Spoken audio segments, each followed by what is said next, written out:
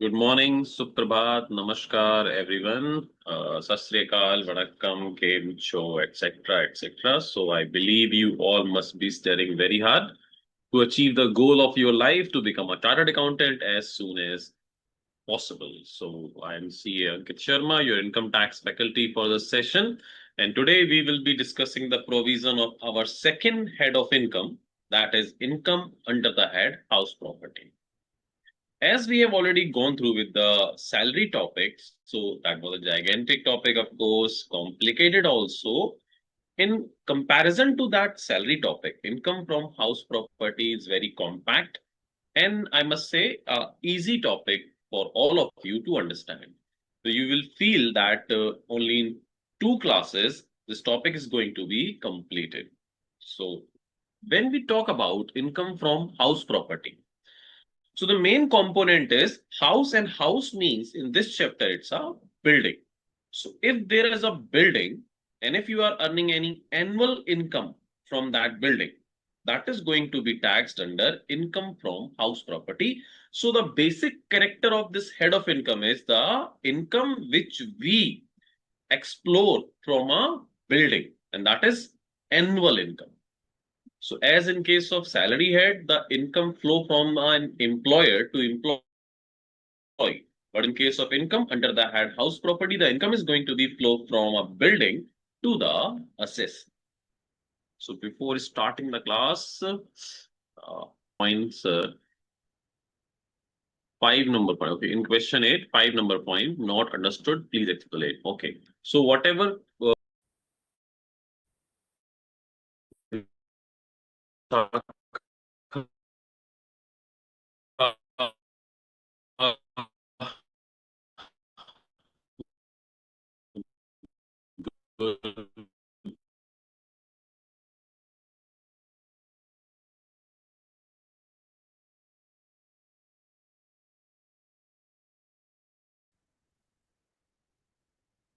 Check on my side.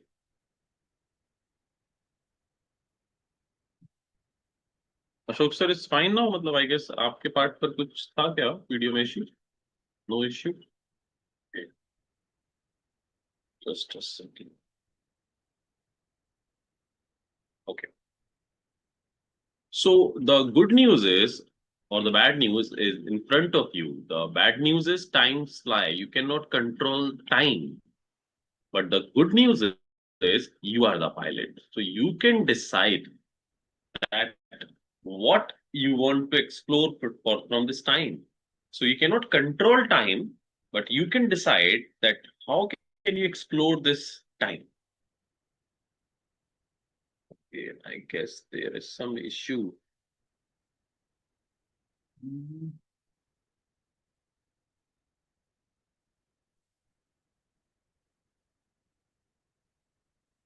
Ashok sir, कोई net में problem है क्या? बिकॉज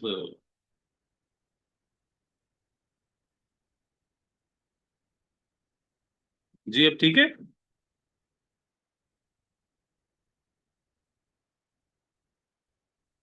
पीपीटी अभी मैंने शेयर एक्चुअली की नहीं है, बट जब मैं शेयर कर रहा था अभी कोई इश्यू है कि नेट मेरे तरफ से ठीक है? बीच में मुझे लग रहा था कि नेट पॉज हो रहा है क्या?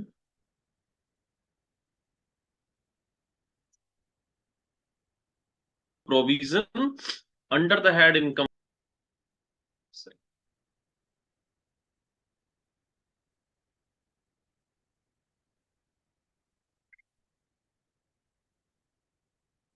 Under income under that house property, as we have discussed, that we are going to understand the annual income from a building.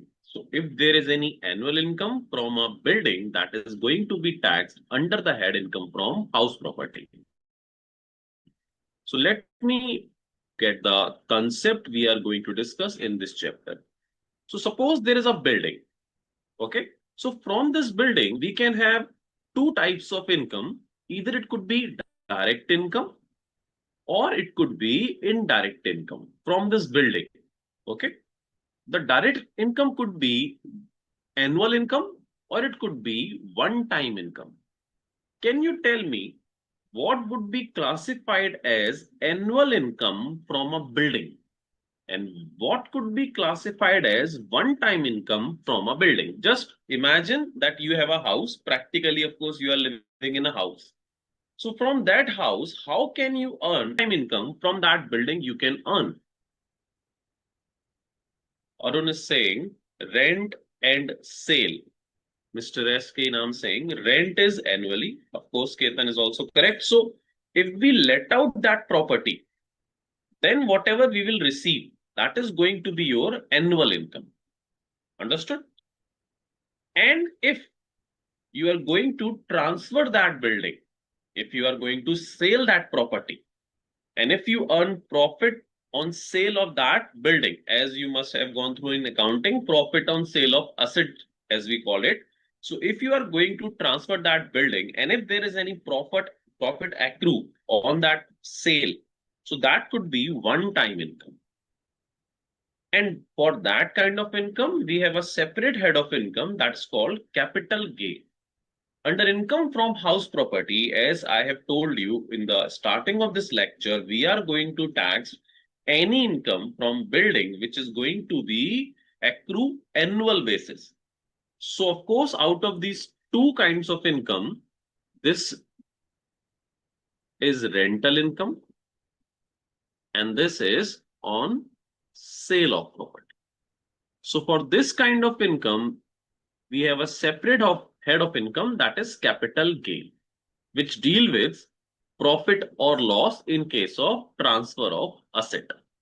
And this is rental income, and this fall under income from house property, that is let out. So we will get rental income, and that is going to be an annual income. Now, what could be indirect income from a building? Suppose if you use this building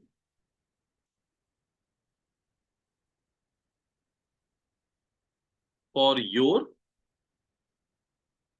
business purpose. So suppose Mr. A is having a building and he run his office or godown or warehouse, etc. So in this case, the building is not directly earning any income because you are storing your stock there. Maybe you're running in your office there. Maybe you are providing services from there. So technically, building is not earning anything directly. You are earning the income via transfer of stock or by providing services. In this case, building is just a supportive thing for your business. For that, we have treatment under the head PGBP. So you can claim depreciation on that building and you can lower your profit. So if your building is using for your business, that is going to be have treatment under PGBP head. And if the building is let out, the treatment under income from house property.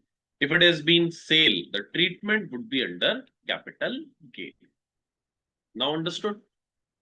Which kind of treatment we are going to discuss under income from house property? Now I have a question. Please answer that. A very simple question for all of you. So that will show me how you read the question, how you process the information of a question. So suppose there is a building, there are two scenarios. Mr. A owns a building. He let out this building to Mr. B for residential purpose. So Mr. B is living in this house with his family. Second case, suppose Mr. A let out this building to Mr. C for Mr. C business. So Mr. C is running his office in this business. Now you need to tell me in which case this is going to be taxed under income from house property and which case is going to be treated under business head of income. So can you tell me? This is suppose case number 1 and this is suppose case number 2. So which case is going to be treated under income from house property and which case is going to be treated under business head of income? Santosh saying B, house property. Vishaka saying first one, house property. From PGBP, Santosh is saying C case, first in house property. Gayatri saying both house property. SK saying income from house property. PGBP as per case 2. Both under house property. Second is business. One is income from house property. Mehak Ketan is saying case 2 PGBP. Vijwal is saying both house property. Amit both. Kamal is saying one house property. Case 2 is business as per Mehak. Dolty is saying both under house property. Anchal wants to say something. What, Anchal, what do you want to say? Let's ask you.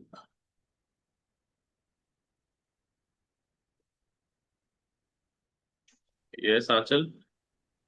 Yes, sir. In first case, it's a house property, and second case, it's a business. Anchal, you can send Yes. your message in the chat box now, so that would be easy because I know it's a simple question. You can answer. So, according to you, first is house property and second? Second is business.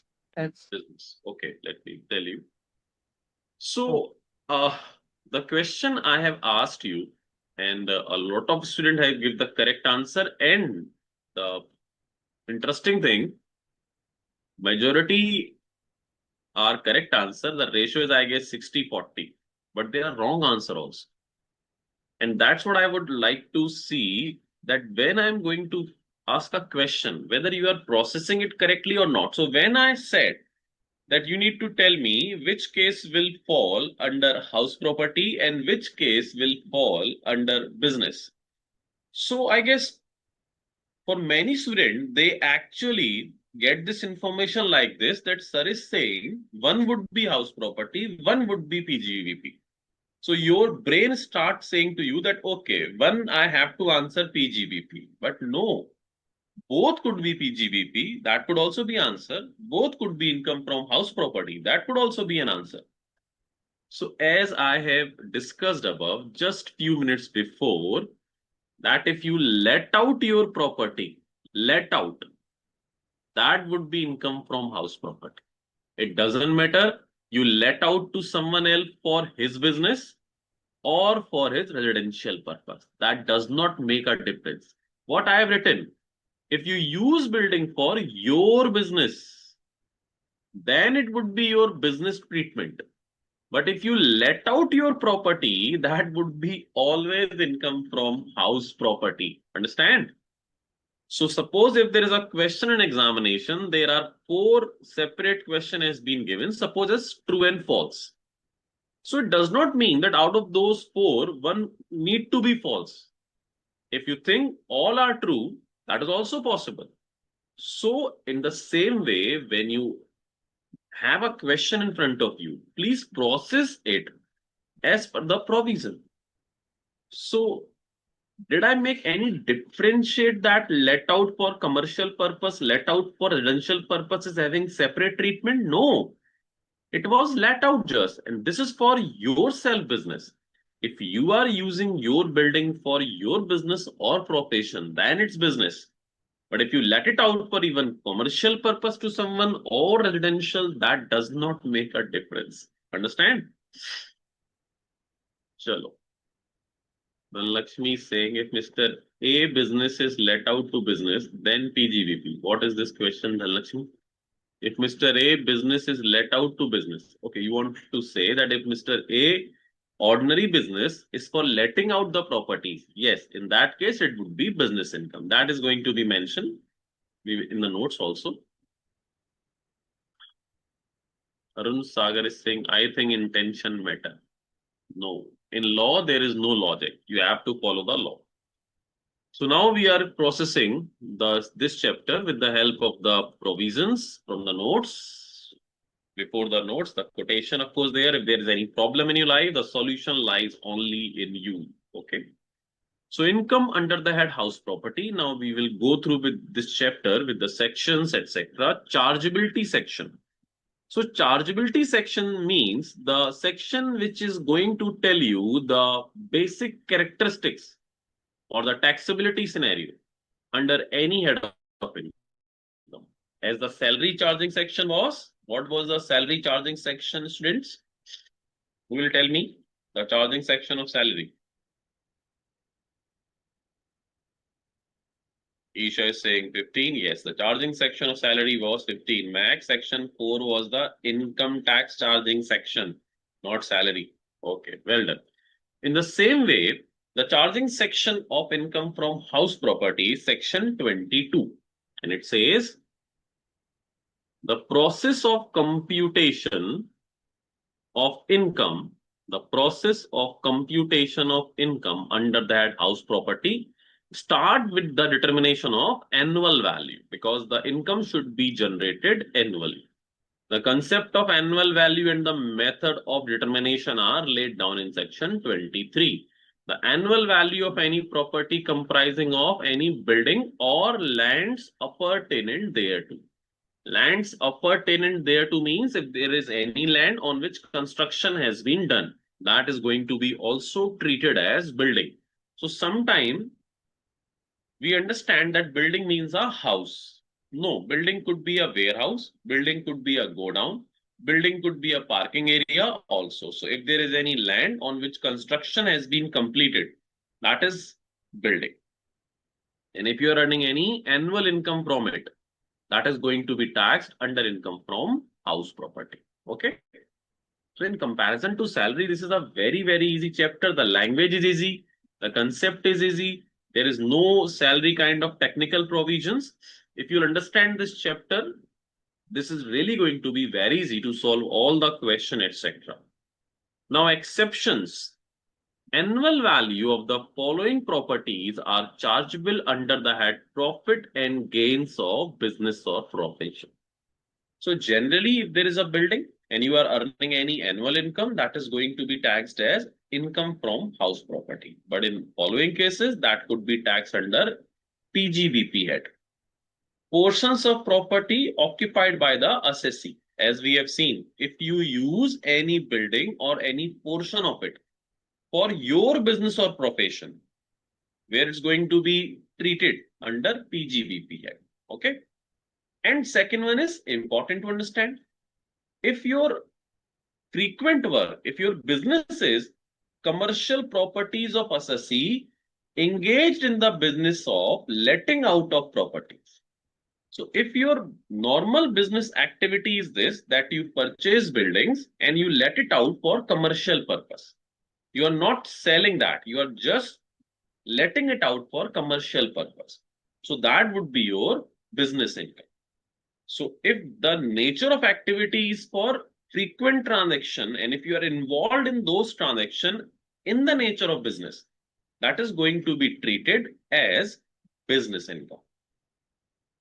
It is to note that any income from letting out a residential house or part of the house will always be taxed under income from house property. Okay. Conditions for chargeability, again same provision as we have discussed. Property should consist of any building or land appertaining thereto. Now they're explaining what is the meaning of building. Building includes not only residential building, but also factory, offices, shop, godowns, other commercial premises. Land appertaining means land connected with the building like garden, garages, etc. It may be noted that income from letting out of vacant land. So if you have a vacant land and you let it out, so because it's not a building, so in that case, the income cannot be taxed under income from house property. However, taxable under the head income from other sources or PGBP, as the case may be. So if there is a vacant land and if you let it out, the income is going to be taxed either under PGBP if that is your frequent transaction. If the nature of activity is business, if you are doing or if you're involving in this business as a business, then that would be your business income. But if it is not working as a business income, if that is not your normal ordinary course of business, in that case, that would be income from other sources. So if these activities, your ordinary activities, you involve in these kind of transactions only, then it would be PGBP. if these are not ordinary transactions, suppose I am a CA, not suppose I am a CA, of course, and I am having a plot of land vacant, and if I am going to let it out, then income would be income from other sources. But suppose if Mr. B, his ordinary activities are purchasing land and letting it out, then the rental income would be profit and gain from business or profession. So that would be depending as the case may be. Whenever there are, this word is there as the case may be, that means on the basis of fact. On the basis of facts and circumstances, we will find it out whether it's a business activity or it would be a income from other sources. So if these are regular activities, that we will call business. If that is not regular, these would be income from other sources. Yes, Sridhar, vacant land means plot on which there is no construction. Now, assessee must be the owner of the property.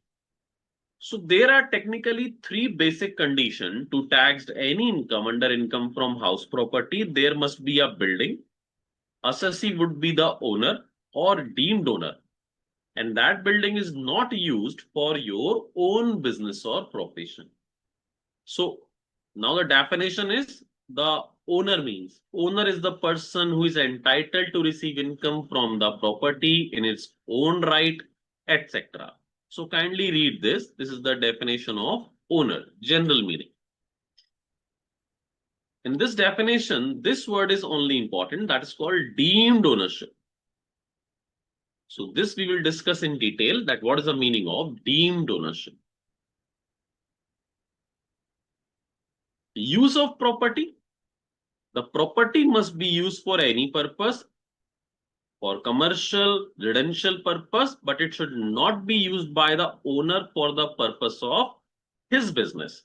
So if you let it out property, whether the tenant is using it for commercial purpose or residential, it does not make a difference. The income is going to be taxed under income from house property.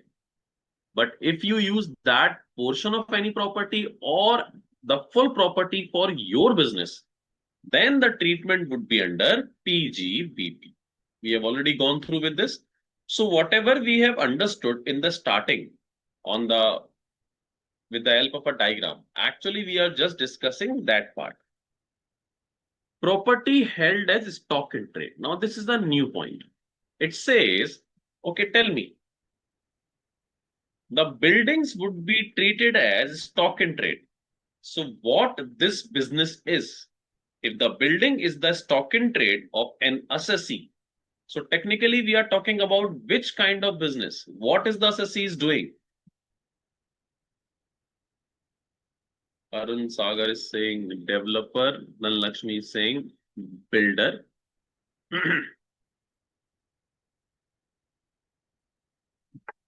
Suppose if someone is saying that buildings are my stock in trade, that means we are talking about builders, because those deals in selling and purchasing of building would be the person for that the buildings are stock in trade, and we call those as our builders. So we are now discussing in respect of builders. Now very interesting point is there to understand. Let me tell you. Suppose Mr. B is a builder. He deals in buildings. Suppose he construct an apartment.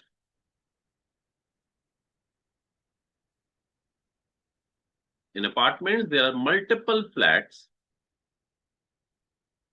And what is his intention? He is going to sell these properties, because builder is the person who deals in stock, purchase and sale of property. So these are multiple flats in this apartment. So these buildings are his stock in trade. Clear? Now suppose, as we can see, there are 25 flats. 1, 2, 3, 4, 5. 1, 2, 3, 4, 5. So there are 25 flats in this apartment. So these all are his stock in trade. Now suppose out of these 25 flats, 20 has been sold. So can you tell me the treatment of these flats, under which head these are going to be taxed? Very simple question, of course. Ethan, how could it be capital gain? It would be PGBP. Your stock, if you have any stock, the treatment of stock in trade would always be under PGBP head. Understood? So because the stock has been sold, so the treatment would be always under PGBP income. Now, out of these 25 properties, these 5 flats, suppose these 5 flats or any of 5 flats, these 5 flats, suppose, has not been sold yet. These are still as in stock in trade. So now Mr. B let out these properties because there is no buyer.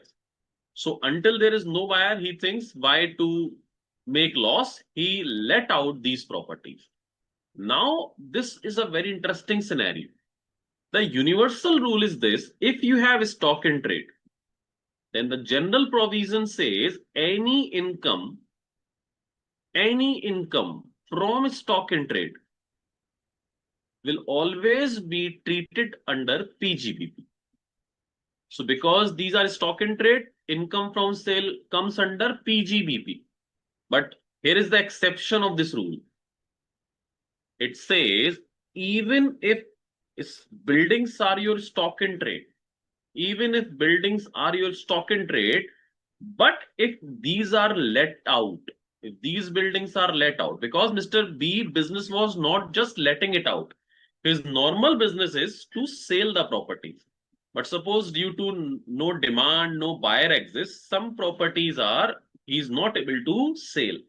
So for the time being, he just let them out. So if these properties are let out because there is no buyer, so this income on stock in trade is going to be taxed under income from house property. Understood? So even if buildings are your stock in trade, and if it has been let it out, then the income would be under income from house property. After some time, suppose these 2 flats has been sold. So again, PGBP head. But until it is let it out, it would be your income from house property. So this is a very interesting exception of the rule, which says generally any income from stock in trade is going to be taxed under PGBP head.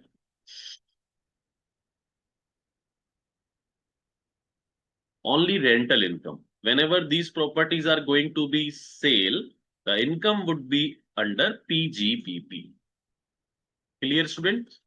So this is the point we are going to discuss with the help of notes. So annual value of house property will be charged under the head income from house property, where it is held by SSC as stock in trade.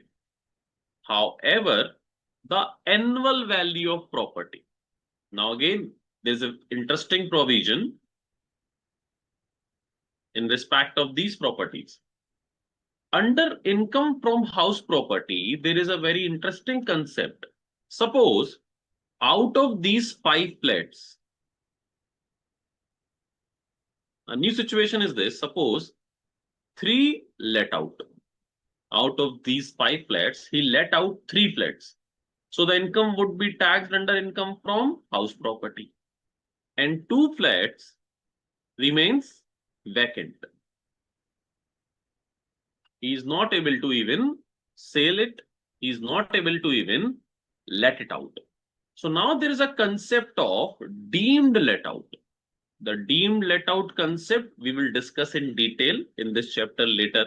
But for the time being, there's a concept of deemed let out. And this concept says that if you have vacant properties, vacant buildings, vacant flat, we will find out the market rental value. that what could be the market rental value. That means if this property could be let it out, what rent we can fetch, what rent we can earn. So suppose these market rental value is 15,000 per month per flat. So the income tax says if there is vacant properties and you are not earning any rental income because these are not actually let out, but we will assume these properties as deemed let out. We will assume that if it would have been let it out, how much rent you are going to receive. So you can see from one property, 15,000 per month. That means annually 1,80,000. And these are two properties. So that means we are talking about 3,60,000. So income tax will assume the income from these two properties. That is called deemed income. That is called notional income. That if these are going to be let it out, you would earn 3,60,000. So income tax will add this 3,60,000 in your taxable income. And you need to pay tax as per the provision of income from house property. Now that is a very dangerous provision in respect of builder especially. Because there could be situation when builder is having 500 flats, only 400 has been sold. Out of those 100 flats, he just let it out 20 flats. So remaining 80 income tax will assume as deemed let out. Now that would be a very critical condition. Why? Because he is not earning any income, but he has to pay tax on the deemed value, the market rental value of those property due to this income tax concept. So builder says that this is injustice because I will sell these property, but there is no buyer. So if you'll tax my vacant property, that would be a huge amount of tax liability upon us. And suppose there are 1,000 properties. Out of those 1,000, suppose 400 vacant. He is not able to sell, not able to let it out. Then on those 400 properties market rent, he needs to pay tax without having any real income. So that provision was very harsh for builders. So for that purpose, a new concept has been added that for 2 years, income tax say, okay, we understand that it's a difficult business. Selling of property is not this easy. So we are giving you 2 years. For 2 years, we will not tax, we will not assume these property deemed let out. So for 2 years, we will not take any tax on properties, those are vacant. And these 2 years will be counted from the year in which properties has been completed. Suppose the construction of these flat has been completed. Suppose on 10th of August 2025. Apartment has been completed on 10th of August 2025. So this financial year 25-26, we will not charge any rental deemed let out concept. And 2 years more. That means for next financial year 26-27, 27-28, we will not apply this deemed let out concept. But suppose if we still you are not able to sell these properties, so from third year, the year in which the construction complete, no tax, and for next 2 years there would be no tax. But from this year, this deemed let out concept would be applicable. So it is justifiable that if you are not able to sell these property within 2 years, now we will apply the concept of deemed let out. So in case of builder, the benefit has been provided that if any flat is vacant, we will not consider that flat under deemed let out concept for the year in which property has been completed and for next 2 years. From the third year, that is going to be taxed as deemed let out. Understood?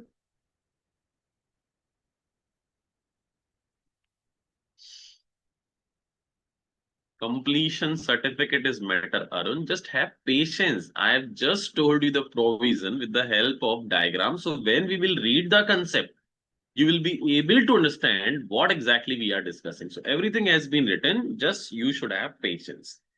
So now you can see the provision is giving you this benefit. However, the annual value of the property being held as stock in trade would be treated as nil. So if I will not explain you that provision with the help of the chart, you would not be able to understand what this language is going to tell you and the reason behind it also. Would be nil for a period of 2 years from the end of the financial year in which the certificate of completion of construction of property is obtained. Okay, Mr. Arun, clear? Just have patience. Everything has been written. I will explain each and everything, all the provisions from the competent authority. If such property is not let out. If it is let out actually, then so you have to pay tax. So if it is vacant, then this benefit you can take. So where the assessee is a builder, this provision has been explained. The house property would be held stock in trade and rental income would be taxed under income from house property.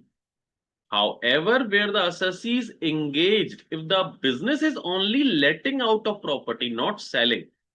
Suppose I am an assessee, my business is to make shops, construct shopping complex, and I'm just going to let it out. I'm not going to sell those shops. Then the rental income would be business in. Because the builder intention is to sell. So the PGBP apply on selling of property and on letting out house property. But if your primary activity is just to let out the property, this is your primary activity, ordinary course of business is just letting out of commercial properties. Then the letting out, the rental income would be taxed under PGBP. Because in this case, the buildings would be treated as asset, not stock in trade. Clear? Now the summary of the above provision are as under. The annual value of a property is taxable under the head house property. If all following condition, there should be a building, vacant plot is not building. Assessee should be owner or deemed owner. The property should not be used by owner for the purpose of his business or profession. So this is the summary of all the above provision. Now a new concept is composite rent. Composite means if you are letting it out any property and if you are charging rental income for building purpose and also charges some facilities charges like society charges for lift, security, etc. So what is the treatment of those charges?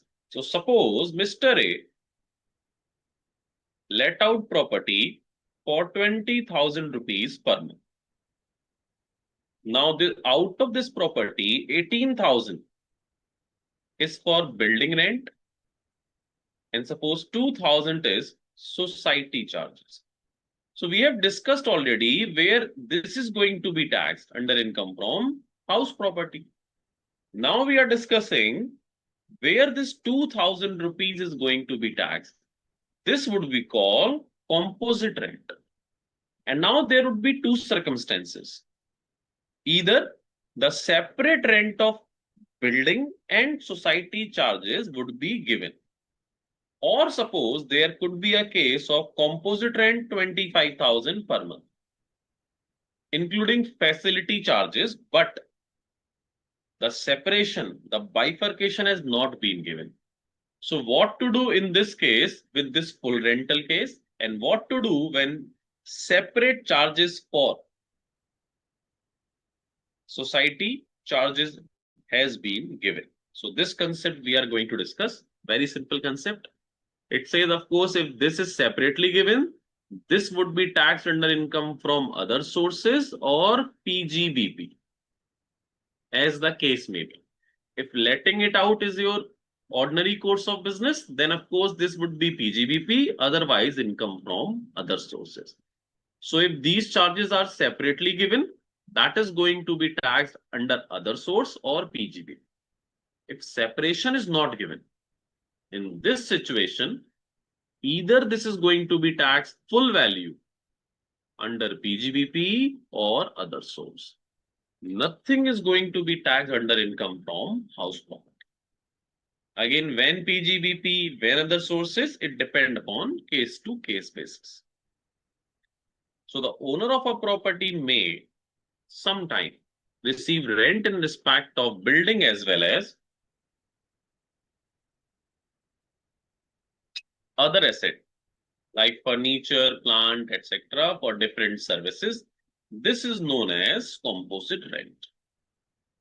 The tax treatment, either it could be separable or it would not be separable. If separable, under income from other source or PGBP. You can see, if these are separately, it would be taxed under PGBP or income from other source as the case.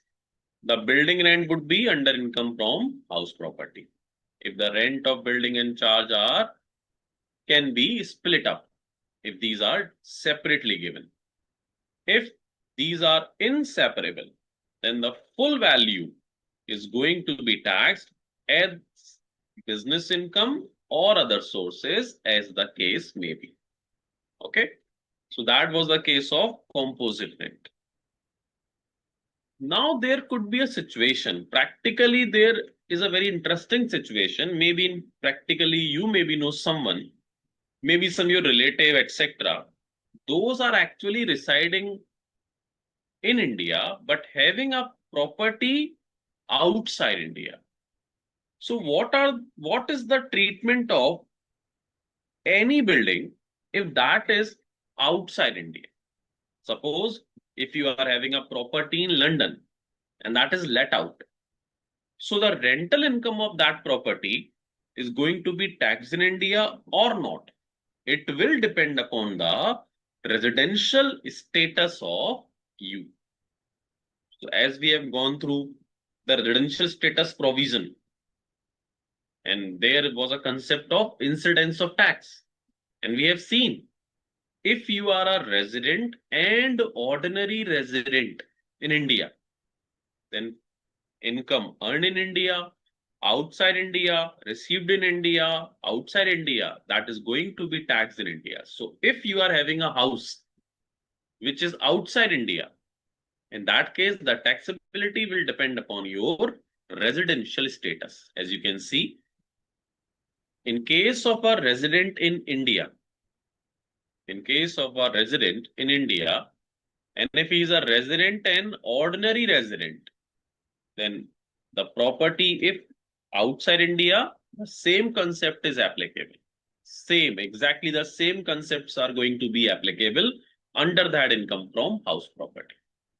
In case of individual and HUF, income from house property situated outside India is taxable, whether such income is brought into India or not. Because we have discussed this, if you are a resident and ordinary resident, then it does not matter where income has been arised or received. In case of non-resident and resident but not ordinary resident in India, in that case, the income would be taxable only if it is received in India. So if the property is outside India and you are a resident and not ordinary resident, so if you rent received in India, then it is taxable. If rent is received outside India and then brought into India, there would be no taxability. Understood? Sure. Now there's some clarification we have already discussed. If property held as stock in trade, then rental income would be taxed under income from house property. We have discussed that in case of builder, and we have the benefit of 2 years from the concept of deemed let out. Composite rent we have discussed. This is in summary form. This is very interesting. The deemed let out concept. Now we will discuss.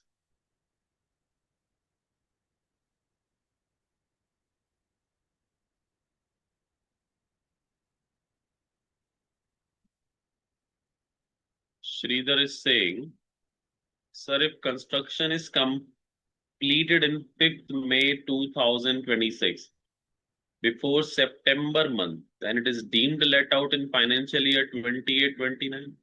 What does that September month is for, Sridhar? If it has been completed in 5th May 26, that means 26-27 exempted, 27-28 exempted, 28-29 exempted. It would be taxable from 29-30. Visual is saying, sir, if a construction company has made a complex and all the shops inside is are on lease, so the income would be PGBP for construction. Yes. If the business intention is to just letting it out and there is no intention to sell these properties, in that circumstances, the income is going to be taxed under PGBP, the rental income. Korangati, sir, can you please send? I don't have that WhatsApp link. You can send, or you can ask to the BOS, they will send it to you. Chalo. Now let me tell you two very interesting cases in case of income from house property. Like we are discussing income tax act. That means if you have income, then only you need to pay tax. Okay. So if you all are students and if you are not earning income, that means you need not to pay tax in our country. But under house property head, there's a concept of notional income taxability. Notional means deemed based taxability. Deemed based means even you do not have real income, still the government can charge tax upon you in case of income from house property, and there are two concepts. The taxability on notional base. Notional base taxability means no real income, still you need to pay tax. So under income from house property, there are two circumstances in which you need to pay tax. The one is deemed let out case. So in case of builder, we have seen that the deemed let out concept would not be applicable on his vacant flat in the year property complete for that year and for next 2 years. And one concept is when fair market rent exceeding actual rent. So there are two cases when you need to pay tax on income from house property even when you do not have real income. First, understand this concept, deemed let out in normal case. For builder deemed let out case, we have discussed. These are for other than builder case. For those case when income is going, when buildings are not your stock. Likh deta hu, okay? When buildings are not your stock. So buildings are your asset. So technically, income tax says that suppose Mr. A is having 3 buildings. Not in stock, these are his assets. Building A he used for residential purpose. He lives in it. Building 2 his parents occupied. And building 3 suppose vacant. So under income tax, the concept has been made that if you have 2 properties, 2 buildings, then for 2 buildings, income tax says we will not charge anything if you use those buildings for your residential purpose or vacant. So if you are having 3 buildings, out of these 3 buildings, 2 buildings value we will take as nil under income tax. And why they are taking nil? Because there is no real income. Suppose in the house you live, in all your cases, in the house you reside, and suppose it is not let out, any part of that house is not let out. Suppose you are living in a flat or your house and the full house or flat is used by you, no let out. So is there any income you are generating from that house if you are using it for your residential purpose?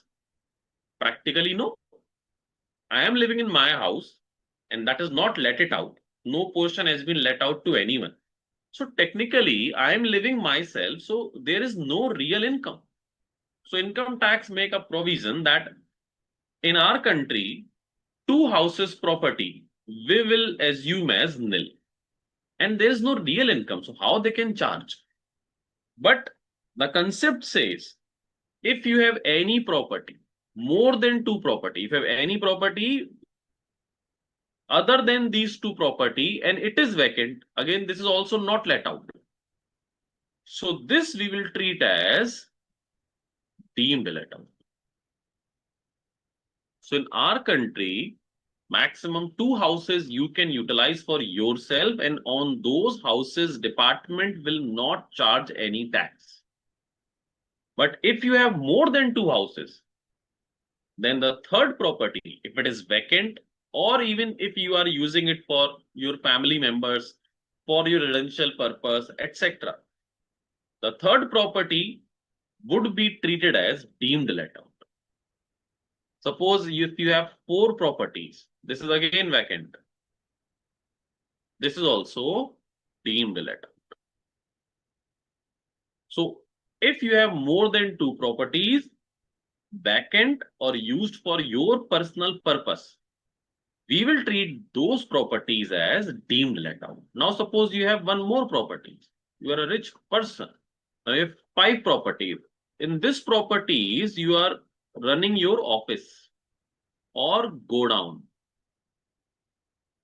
or you are using it for your business purpose, then not a problem. This would be gone under PGBPI. Suppose you have one more property. This is actual let out. Tenant is there. So that would be income from house property. So if you have more than two properties, those are not let out. Those are not used for business. Those are vacant or you are using it for your personal purpose. Then all those properties would be treated as deemed let out. Now suppose in this example, he does only have four properties. So two properties value would be nil. And these two properties we will find out market rent. Or we called it fair rent. Suppose the two properties fair rent is 5 lakh rupees. So this would be your income from house property. So if I'll ask you that Mr. A is having four properties.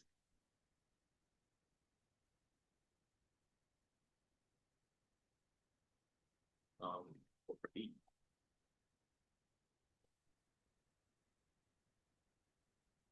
Okay. So if suppose Mr. A is having four properties, and we have seen out of these four properties, all four either vacant, all vacant. Suppose they all vacant. Mr. A is residing on any other property letting out, or he is residing anywhere else outside India, and Indian properties are all vacant. So all these four properties, any two would be treated as nil, and balance two would be deemed let out. So if you are having more than two properties, whether it's vacant or used for your purpose, that we will treat as deemed let out. And as we have seen, suppose the rental value is 5 lakh rupees. Now you can see out of these four properties, there is no real income. Mr. Assessi's real income is 0. Because all these properties are vacant. So he is not earning any income from these property, but still he needs to pay tax on those fair rental value of properties exceeding 2. If he was having 5 properties, except 2 on 3 property is going to be treated as deemed let out. So this is the case in which you have to pay tax on notional basis. Suppose one example, Mr. A is only having one property. And this is let out. This complete property is let out. So Mr. A reside on any rented property himself, but his property is let out. Suppose this property was in Lucknow. So this, he let it out. Mr. A is doing job in Delhi. So because he is in Delhi, so he is actually residing in a flat on rental basis. So he is living somewhere else on rental basis and he let out his property, which was in Lucknow. So is it going to be taxed or not? The value we should assume as nil, or that is going to be taxed?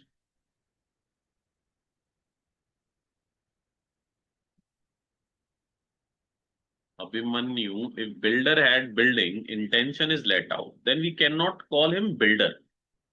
Fine. So builder is a person who sell or purchase building. So if you are saying is a builder, then intention is relevant. The builder provision would be applicable.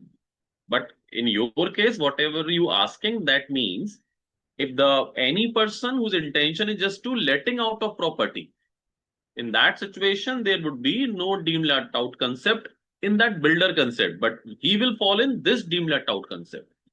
Except two properties, all other would be treated as deemed let out.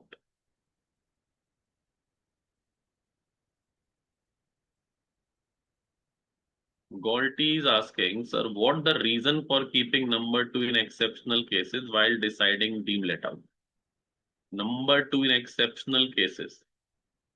What is number 2 in exceptional cases? I am not getting is your question. Deemed let out property case in both, whether you are in a default regime or under optional tax regime. Gopal Krishna is asking, sir, if assessee have two properties in one which he is using own residence and one let out, can we say the let out building rent is exempted? No. If the actual rent you are receiving, if you let out the property, as we are seeing in this case, if there's only a single property and if there is real income from it, then that is going to be taxed under income from house property. So the two house benefit would be only when there is no real income. If these properties are actually let out, then you need to pay tax. But if these two properties are vacant or used for your personal purpose, then you can take the benefit of treating those property income nil. Even if, suppose, you are having one single house, having two floors, ground floor, first floor. Ground floor you are using for your self-occupied. That means you are using it for your residence, and first floor let out. So this let out property income is going to be taxed because when there is real income, you have to pay tax. Understood? Even a single room in your house, you let it out to some students, etc. A single room you let out, that the rent value of that single room needs to pay tax. Now let me tell you a very interesting thing. You might be observing multiple cases in which practical life, the tenant is living there, but you are not paying tax, or your parents not paying tax on the room charges you are charging from that tenant. So practically you are paying to the income tax department or not, that's a different scenario. But even a single room has been let out, then the real income is taxable under from income from under house property and needs to pay taxes.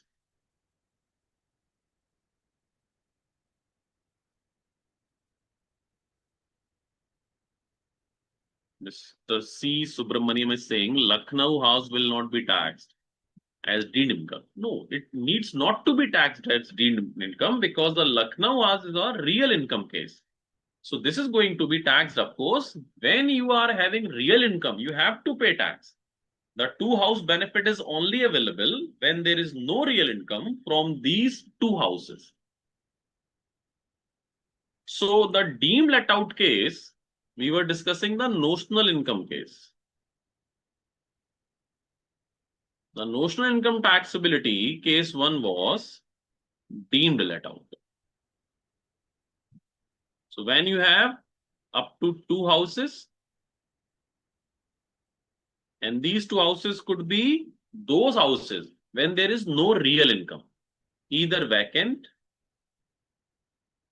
or used for residential purpose, yourself, no real income. So the income would be treated as nil. If any other house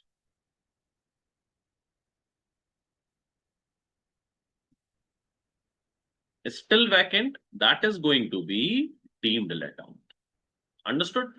If the other houses are actually let out, well and good, that is going to be taxed. If used for business purpose, then under PGBP Act. But any houses, more than two houses, would be treated as deemed let out, and you need to pay tax even without no real income. Okay. What is the reason behind it? Because our country is a developing country, and the basic needs of a country is, we can say, food, cloth, and shelter. In a developing country, if somebody is having three houses, when a lot of population does not have any shelter, and you are using three houses, so government say we will give you only benefit for two houses. So either use this house for your business, so you will generate some income, you will give employment, so that would be benefit for our country. Either actual let it out. So if you will actually let it out, somebody will get the shelter, you will get the income, and we will get the tax on it. And you are not using it for your business purpose, you are not actually letting out. So for our country, which is a developing country, using three houses for your personal purpose is a luxury. So we will just allow you two houses. If you want to get this luxury, if you want to use this luxury, then we do not care, we need tax. On the fair rental value of this property, we will charge tax. So if you want to use this luxury that you need to own more than two houses in a country of which is developing country, you need to pay for this luxury. So that is the logic behind it. Understood? Earlier it was only one house exemption. Like 3 years back, only one house value would be nil. Any houses more than one, always treated as deemed let out. But now the two houses value is going to be nil. The second case was, suppose you are having a property, the market rent, suppose 20,000 per month. Now suppose your friend comes to you that I need this property on rent. So what will generally happen if your friend, your relative will comes to you, and if they'll ask for your property that we need this property on rental basis. So generally what we do, we charge less rent. Suppose we are charging 16,000 per month, whatever it is. We are charging less than the market rental value. Now again, because we are a developing country, income tax says, whose friend is this? Is our income tax friends or your friend? It's your friend. Whose relative you are letting out property? Your relative or my relative? It's your relative.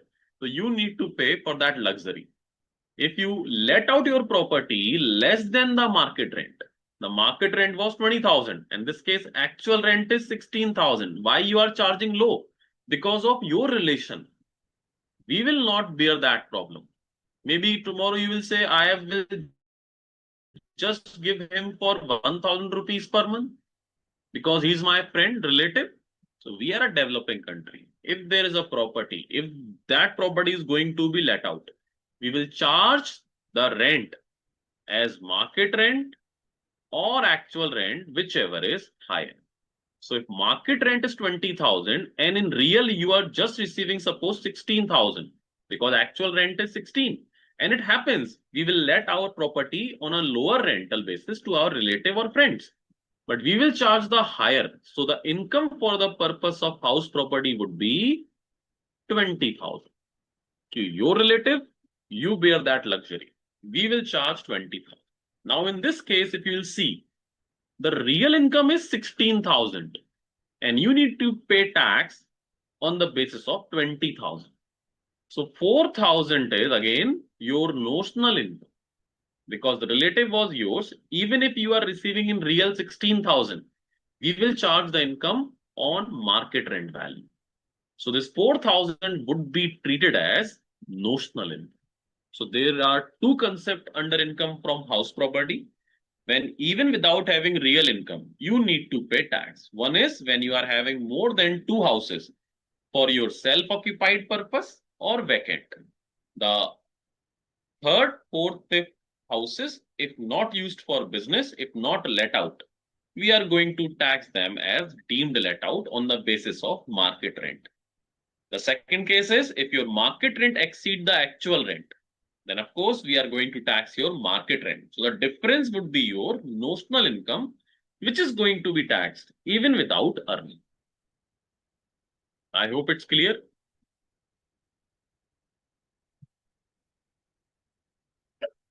Abhi we are reading these provision theoretically basis. We will have our numerical provision of deemed let out, this numerical concept. Because I always say when you are going through with numerical concept in theoretically, so maybe you are able to understand the provision, but the implication you will only be understood. And automatically when you understand the implication with the help of numerical, this theoretical concept would be more clear. Okay.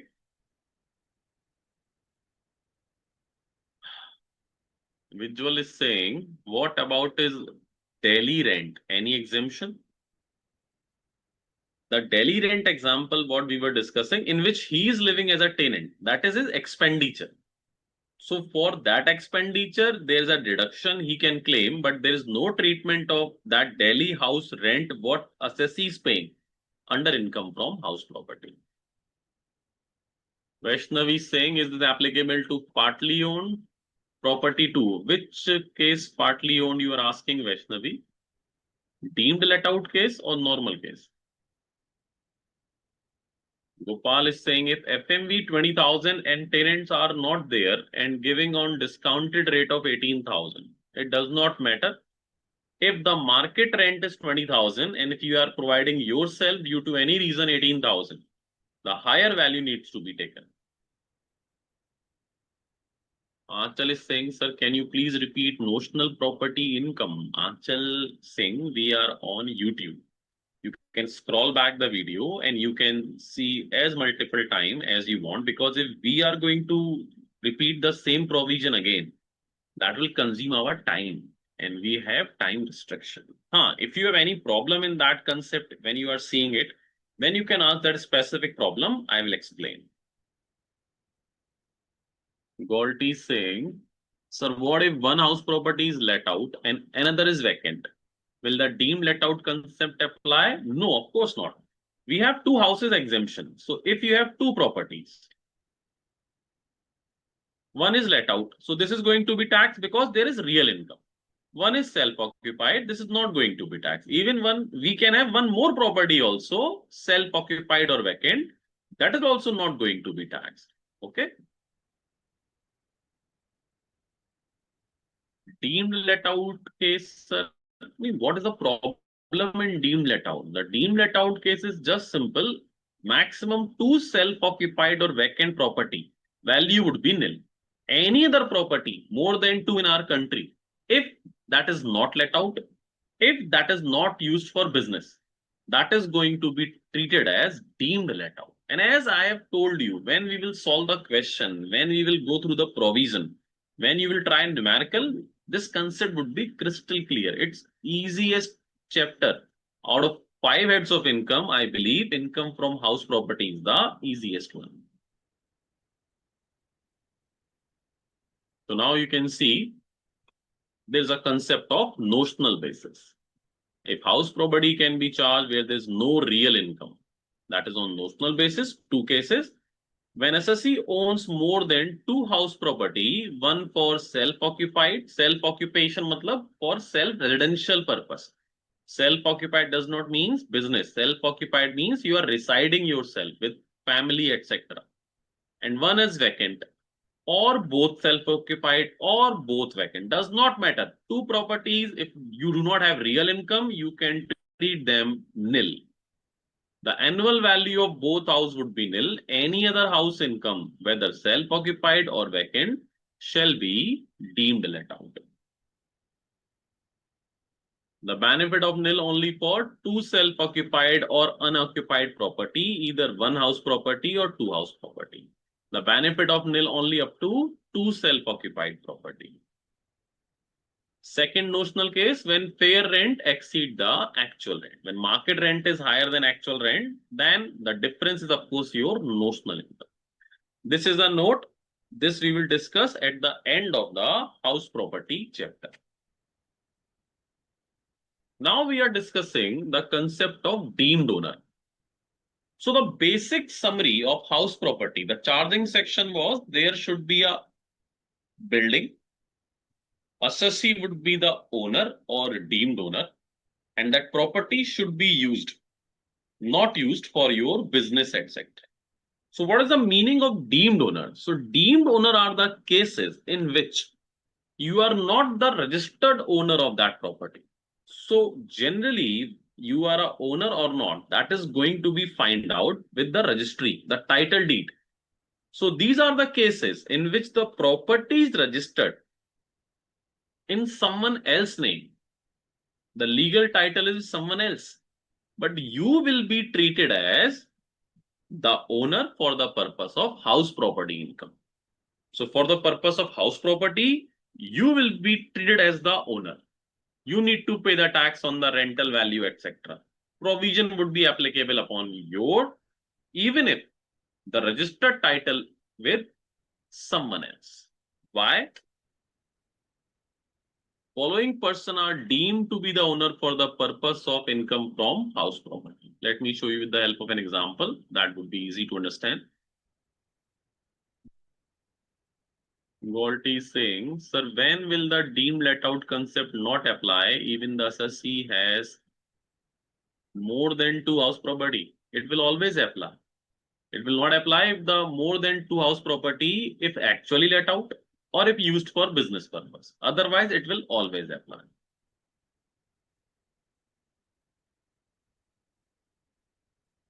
So deemed owner concept we are discussing. So as the name suggests, it's deemed owner, not the real owner. So registry would be in someone else's name, but you will be treated as owner from the perspective of income tax. Income tax will assume you as the owner. Case 1. Suppose Mr. A is there. Mr. A is having a house property, a building. Suppose the rental income and this property is let out. Rental income is 10 lakh rupees per annum. Clear? So Mr. A business income 25 lakh rupees. He is having a shop. He is earning 25 lakh rupees business income.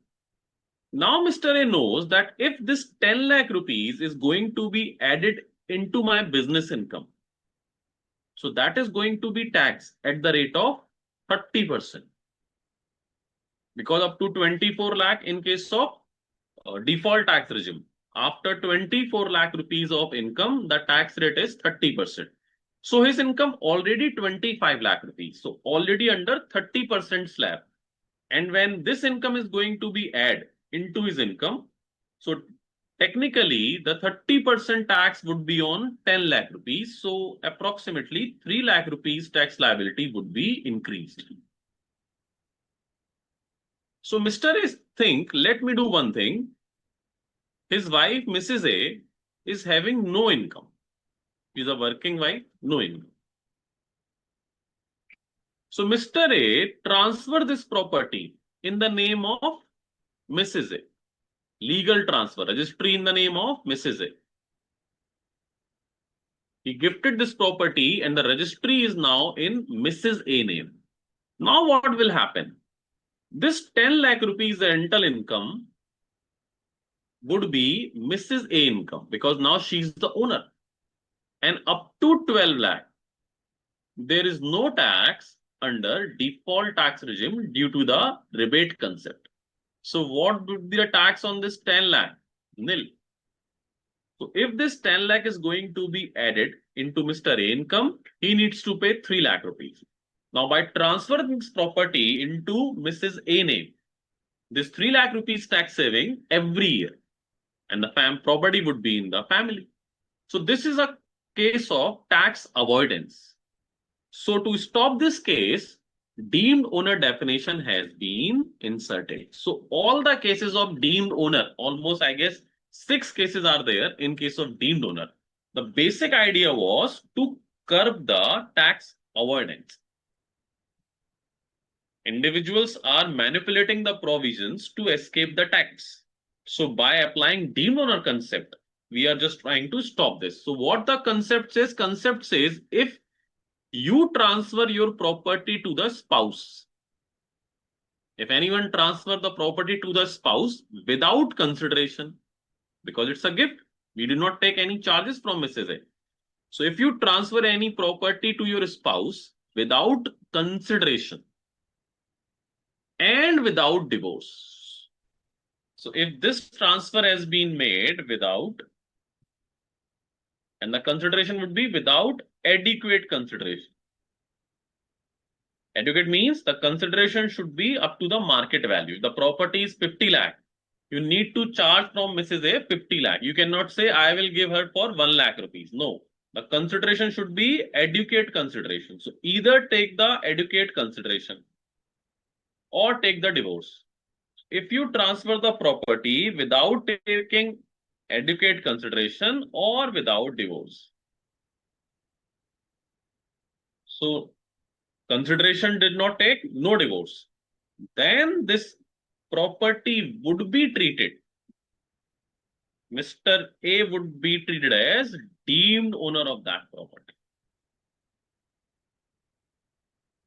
And the income of 10 lakh would be added to the income of Mr. A. Because income tax, what is this? You are transferring the property to your spouse without taking consideration, without taking divorce. So what is the need of it? The need was to avoid the tax. But now due to the provision of deemed owner, you cannot do that. So either take the adequate consideration or take divorce. So if suppose Mr. A take the divorce, then this 10 lakh would be the income of Mrs. A. Now she is not more Mrs. A. Now she would be whatever his name. So now she is not a spouse. So provision would not be applicable. This 10 lakh would be her income. But if you did not take the divorce, if you're not taking the consideration, that would be adequate consideration. Adequate consideration, and that would be from Mrs. A income. Again, this is not allowed. That 1 week before Mr. A transfer 50 lakh in Mrs. A account and Mrs. A paid that 50 lakh to Mr. A as a consideration. No, you have to prove that whatever amount Mrs. A is paying, that is she earned herself.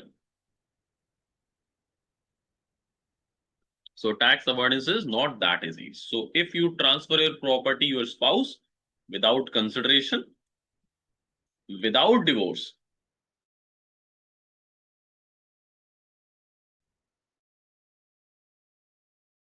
you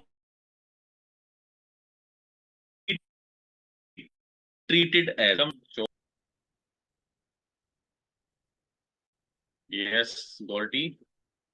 The concept is to avoid tax. Yes, Jignesh Bhaiya. Nothing is gone. Okay, no problem. Student, please, if the query can be asked in chat box, ask there. If you raise your hand, and I'll ask you to speak, and if you gone away, that will actually going to consume our time. So it's a request. If you can ask your query in chat box, most welcome. So let's moving on. The second case of deemed owner. The same concept again. Suppose Mr. A is having a house, having 10 lakh rupees rental income, already income exceeding 25 lakh rupees. Now she cannot transfer to his wife because the provision has been stopped. So a new avoidance has been found out, minor children. So now if the property has been transferred as a gift to the minor children, again Mr. A would be treated as deemed owner, except in case of minor married daughter. So if the property has been transferred to minor married daughter without consideration, then this deemed owner concept will not be applicable. If the property has been transferred to any other minor child, then Mr. A would be treated as deemed owner.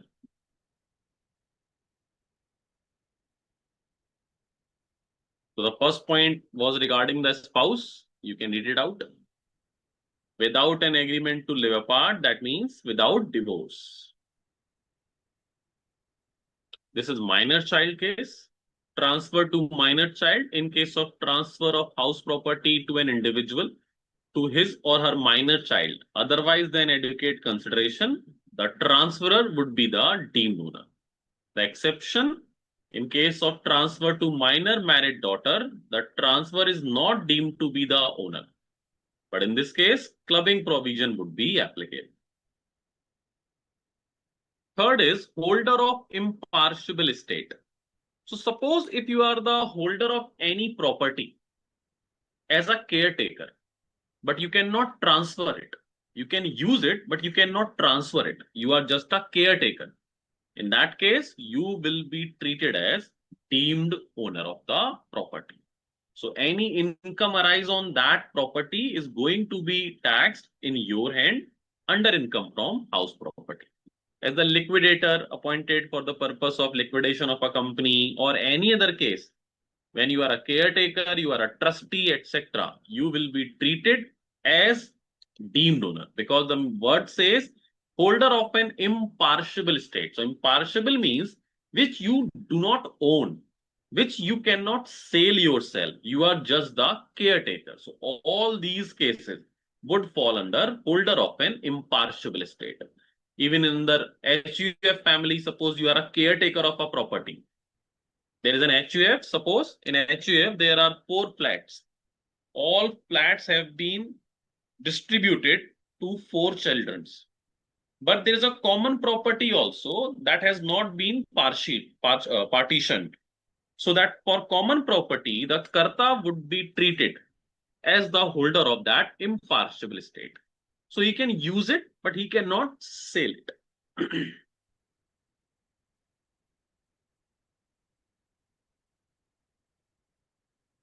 Ketan is saying, if Mrs. A take divorce, income will be in the hands of Mrs. A. But do the transfer of title to be done of the property? No, if Mrs. A take the divorce, then she is the owner, registered owner, and income also would be in the hands of Mrs. A. Because now she is not Mrs. A, she is a stranger. So she is the owner of that property as well as the owner of the income. Anjum कह रहे हैं sir अगर unsound mind को transfer करेंगे तो भी deemed owner होगा. Unsound mind को आप ट्रांसफर नहीं कर सकते बिकॉज वो कॉन्ट्रैक्ट वैलिड नहीं माने जाते. तो ये ट्रांसफर पॉसिबल ही नहीं है अनसाउंड माइंड को. हाँ, अगर उसका कोई रिप्रेजेंटेटिव है, कोई गार्जियन है, उनके साथ डीड होगी तो वो अनसाउंड माइंड को ही डीम्ड ओनर माना जाएगा. तो अनसाउंड माइंड के साथ आप डायरेक्टली डील नहीं कर सकते, बट अगर एज अ लीगल रिप्रेजेंटेटिव उसके एडवोकेट के साथ आप करते हैं as a representative, then unsound mind अगर माइनर नहीं है हमारा चिल्ड्रन और स्पाउस नहीं है तो वही ओनर या उसके बिहाफ पर जो भी प्रॉपर्टी संभाल रहे हैं वो माने जाएंगे.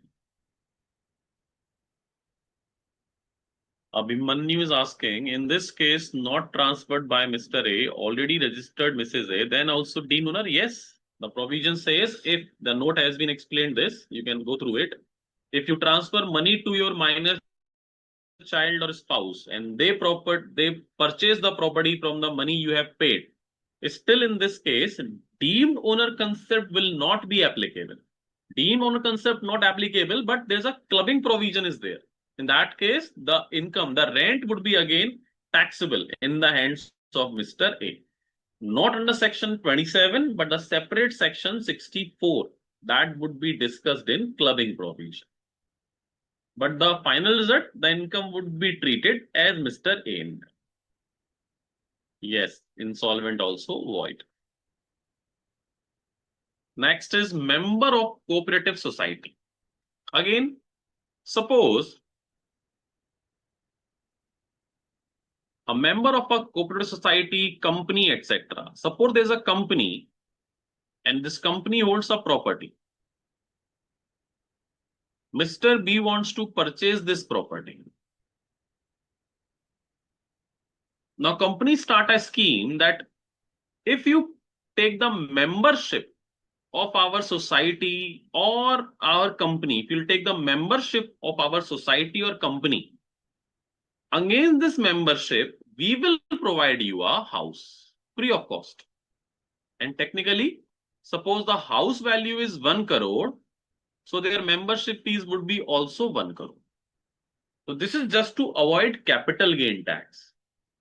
Because if they'll transfer normally, then on the profit of this building, that society or company needs to pay tax under capital gain chapter because it would be a sale if you register the deed. So just to avoid capital gain, they have find out a way to escape from the capital gain tax liability. That we are not selling it. We are just making you our member. Our membership fee is 1 crore. And for members, we have a scheme that we gives a house to all the members to reside. We are not selling it. Until your membership continue, you can use that house. Possession would be there, no legal title. So practically, never the membership is going to be end and never the house is going to be going back. But practically, due to this kind of transaction, this will not be considered as sale earlier.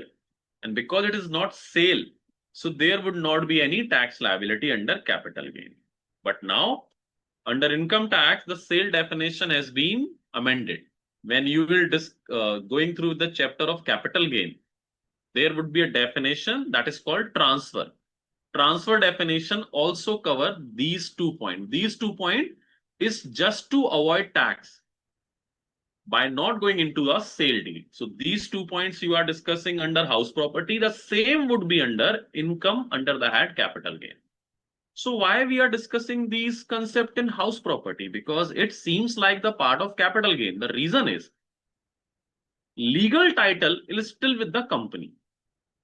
Because we just transfer the membership and we give the house. No registry has been done. So you will see the legal owner of that of property would be company. Because no sale deed executed. But house property say we will assume the member as deemed owner. In this case, Mr. B would be considered as deemed owner. Even he is not a registered owner. But any future income on this property, suppose this property is let out or this property comes under deemed let out, then we will not go to the company. We will ask Mr. B to pay. So why we are discussing this topic under house property? Because the person who take the possession of the property, even without the registry, we will consider him as the deemed owner.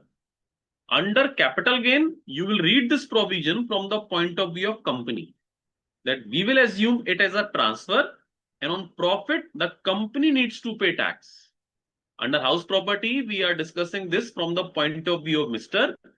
Possession जिसके पास है, he would be treated as the deemed owner under income from house property.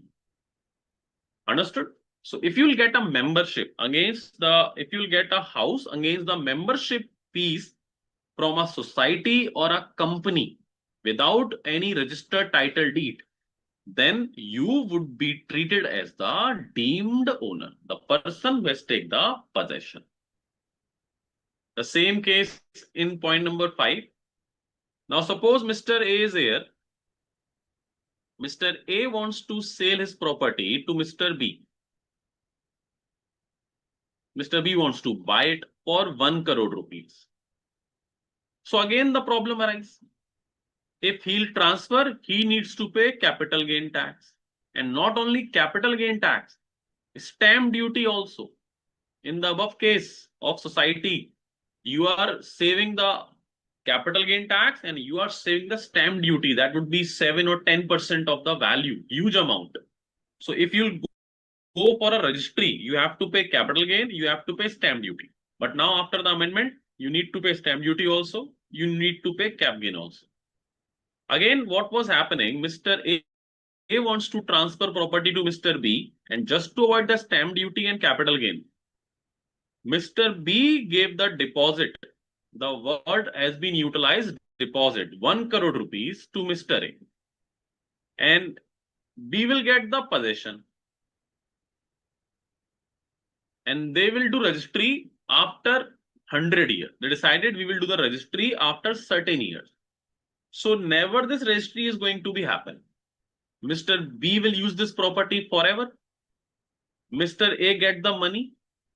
So they just avoid the stamp duty and capital gain. So again, the same concept has been inserted in capital gain chapter, that if any person give the possession of property, against that the other person take the deposit and the other person get the possession, we will treat as a transfer. So in this case, stamp duty needs to be paid, capital gain needs to be paid by Mr. A, and we will assume the person who is having possession as deemed owner. So any income on that property in future year, Mr. B would be liable to pay tax. So these 2 points, point number 4 and 5 would be here, and you are going to read these points also again under capital gain chapter. I hope it's clear. So this is numerical part, which is going to be started after discussing the 6 point. 6 point say, person having right in property for a period not less than 12 years. So if you are having a property on lease and if the lease period is 12 years or more, then the lessee would be treated as deemed owner. So if the time period is less than 12 years, he or she would be treated as tenant. But as soon as the lease time period is exceeding 12 years, then the lessee would also be treated as deemed owner. For example, suppose there is Mr. A, who is the owner of a property. He gives this property on lease, suppose 2 cases, for 15 years and suppose for 10 years.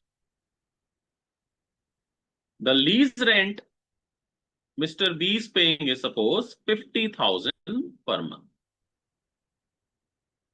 Now in both cases, this 50,000 would become the income from house property in the hands of Mr. A. So there was be no difference in the hands of owner, whether it's for more than 12 years or less than 12 years. In both cases, this rent is going to be taxed as income from house property. The difference would be in the hand of B. Suppose if Mr. B sublet or sublease this property to Mr. C. Now in this case, Mr. C will pay lease rent to Mr. B. Suppose 60,000 per month he is paying. Now because the lease with Mr. B is more than 12 years, so he would be now deemed owner. In this case, it's less than 12 years. So no deemed owner concept applicable. What would be the difference?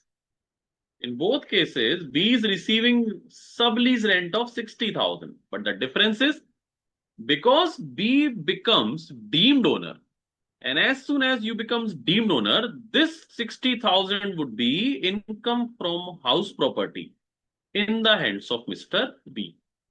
Because there's a building and he is owner or deemed owner. And in this case, because Mr. B will not be regarded as deemed owner, so this income of 60,000 is going to be taxed as income from other sources.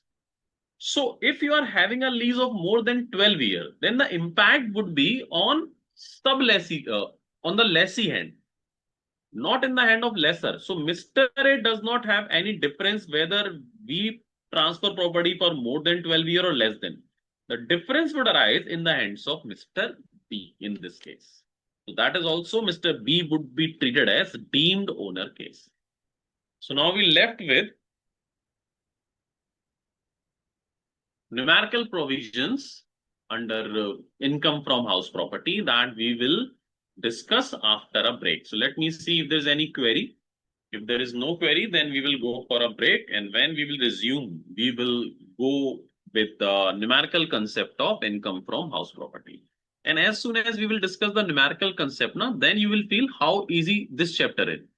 We were just discussing the theoretical background of a numerical chapter. We were just trying to understand the concept, etc. So now after the break, you will see how easy chapter is income from house property. Mayak is saying, test your knowledge, eighth question, point number 5. Okay, of course, definitely. When we will come back, we will discuss salary. Eighth, test your knowledge, point number 5. You can send me Syed Farah, because if there's a query which needs more time in salary, so we will discuss that day after tomorrow in our last session. So if it's a short query, then definitely I will try to take this session right now. So you can send your query right now. When I will come after the break, I will see whether we can take it today or we can take day after tomorrow. Okay. So Ashok sir, can we go for a short break? Thank you.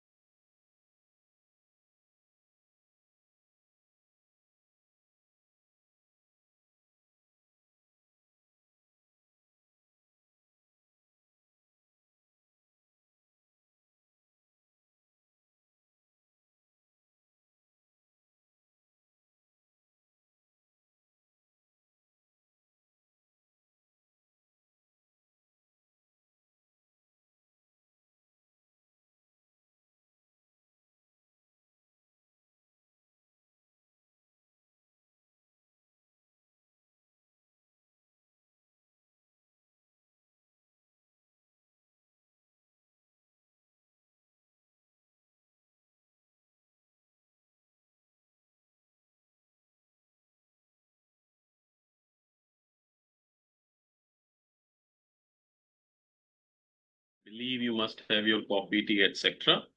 So we were discussing the provision of income from house property, and there was a question from Mehak regarding salary. So let me tell you, Mehak, about that salary question.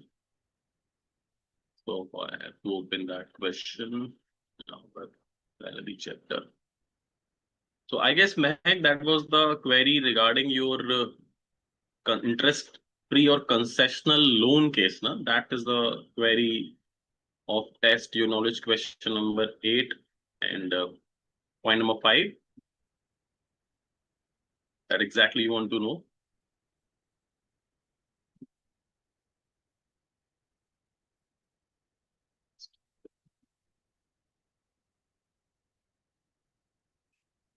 Question number 3, 4, 5, 6, 7, and 8.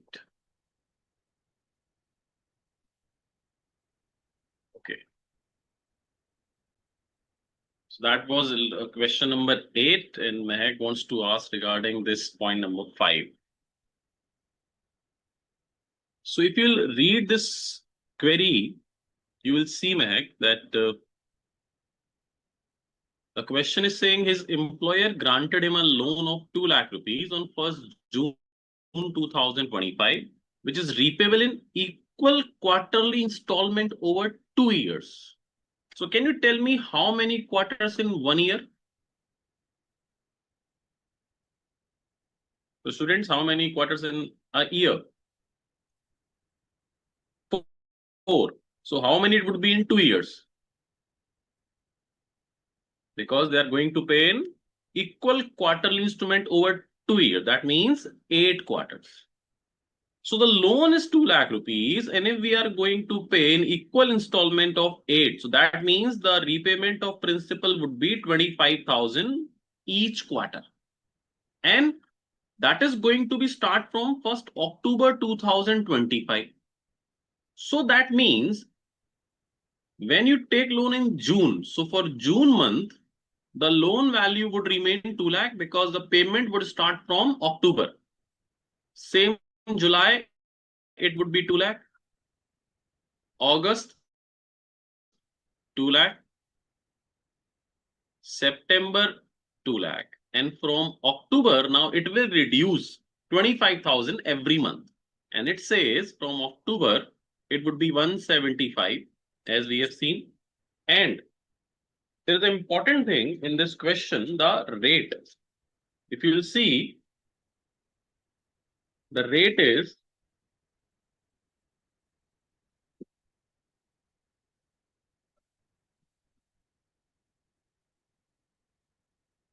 9.5% per annum, and the rate we are paying is 4%. So what is the issue in this? The installment we are paying over 2 years starting from 1st October 2025. So that will remain 175, 175, 175 for 3 months. That October, November 175 it will continue, and December 175 it will continue. From January, the next 25,000 we need to pay. So that would be now 150 for January, for February 150, and for March 150. Now you have two options to calculate the perquisite. Either you can take the 1 month interest, the difference, the 4% interest, you can charge every month on these values separately, and the aggregate would be your taxable perquisite. Either, or you can do this thing, you can take the aggregate of all these amount and you can charge 4% for a single month. You will get the amount of your perquisite. Clear?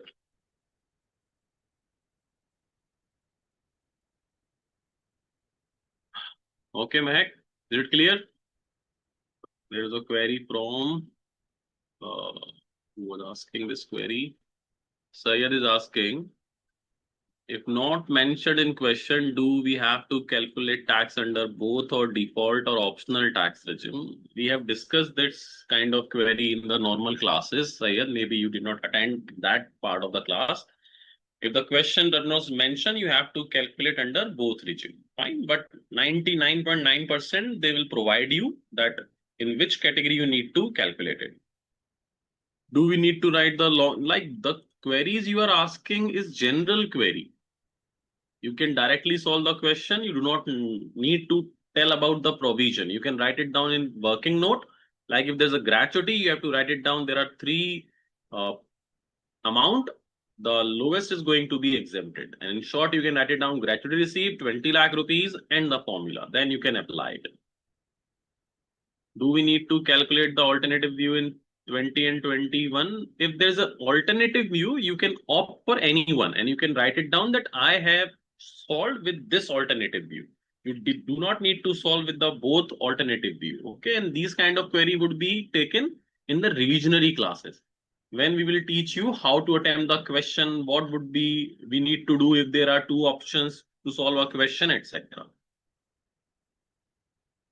Mubarak is asking, when does PG income get classified as house property income and when does it become business income? Mubarak, we have discussed this concept in the starting of this lecture. Please watch this lecture from the starting. You will get your answer. Even in notes, we have mentioned when income could be treated as business income if that is from a property.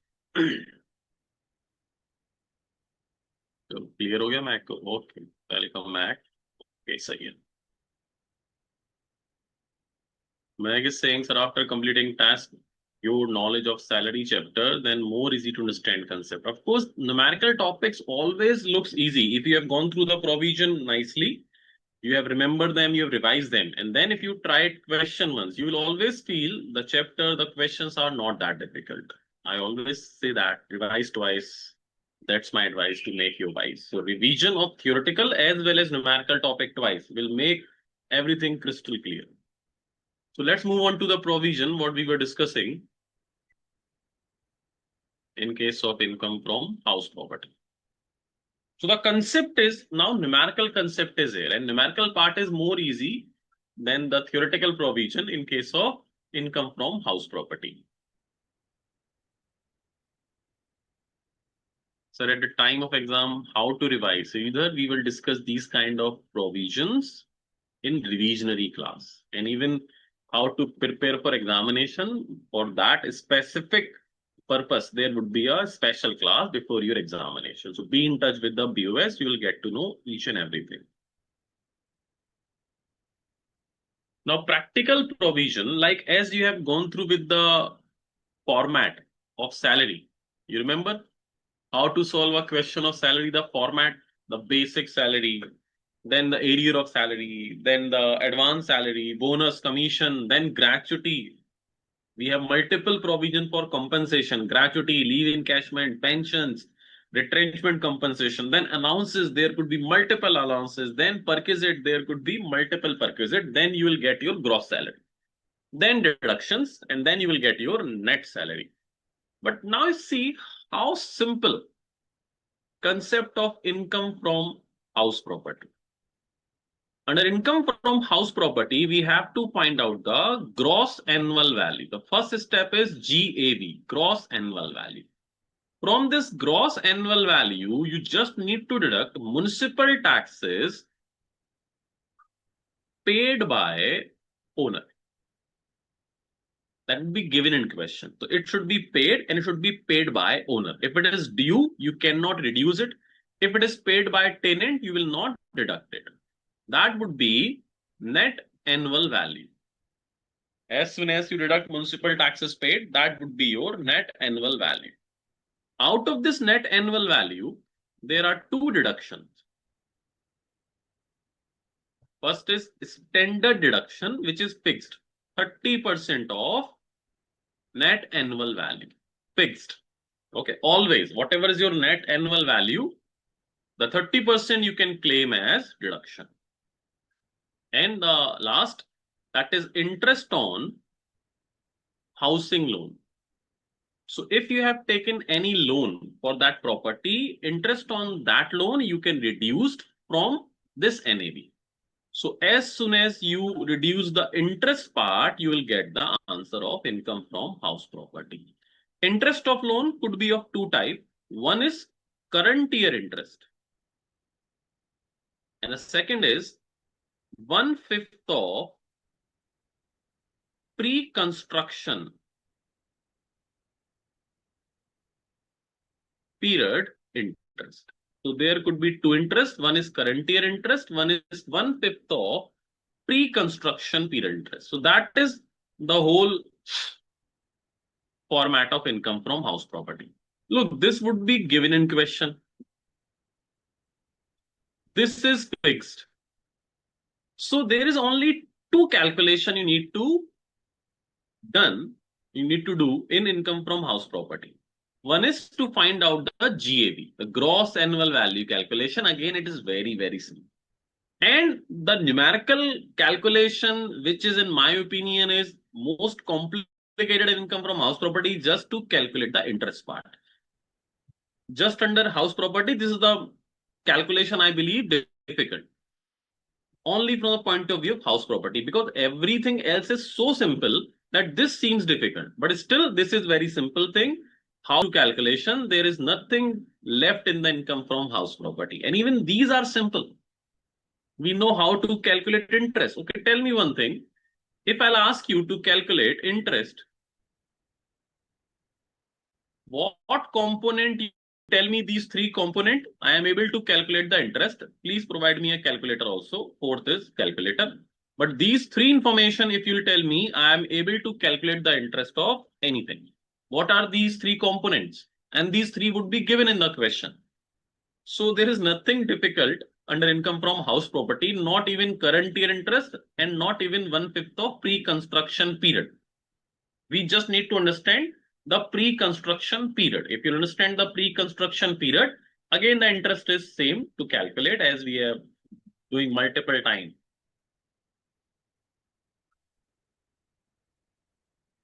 Gayatri saying principal, rate and time. Very correct. Meg is saying interest period, interest we are calculating, and you are saying we should know the interest, Meg. What is this? It should be the principal amount, the loan amount, of course, the rate of interest, and the time. So if we have these three things, the loan amount, that would be given in question. The rate of interest, that would be given in question, and the time. So this is what is the meaning of current year and what is the meaning of pre-construction. If you'll find it out, you will get your interest calculation done. If you're able to calculate your interest, that is the only numerical complicated thing in the house property. And technically, this is very simple, just an interest calculation. So with the help of calculator, you can easily find out your current year interest and pre-construction period interest. Now, let me tell you what is the meaning of current year interest and pre-construction interest mean. So current year interest, though, a very general thing. This is interest on outstanding loan. So whatever amount of loan outstanding during previous year, that would be called current year interest. Suppose I'll say you'll take a housing loan of 10 lakh rupees. Suppose loan is 10 lakh rupees.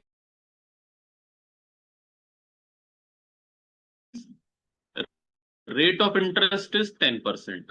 No loan repaid.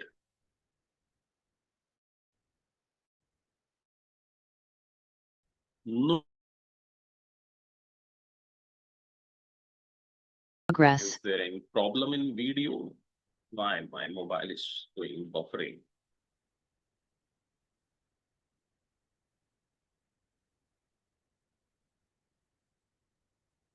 Yes, it's correct. Fine. So that would be 1 lakh rupees. Understood?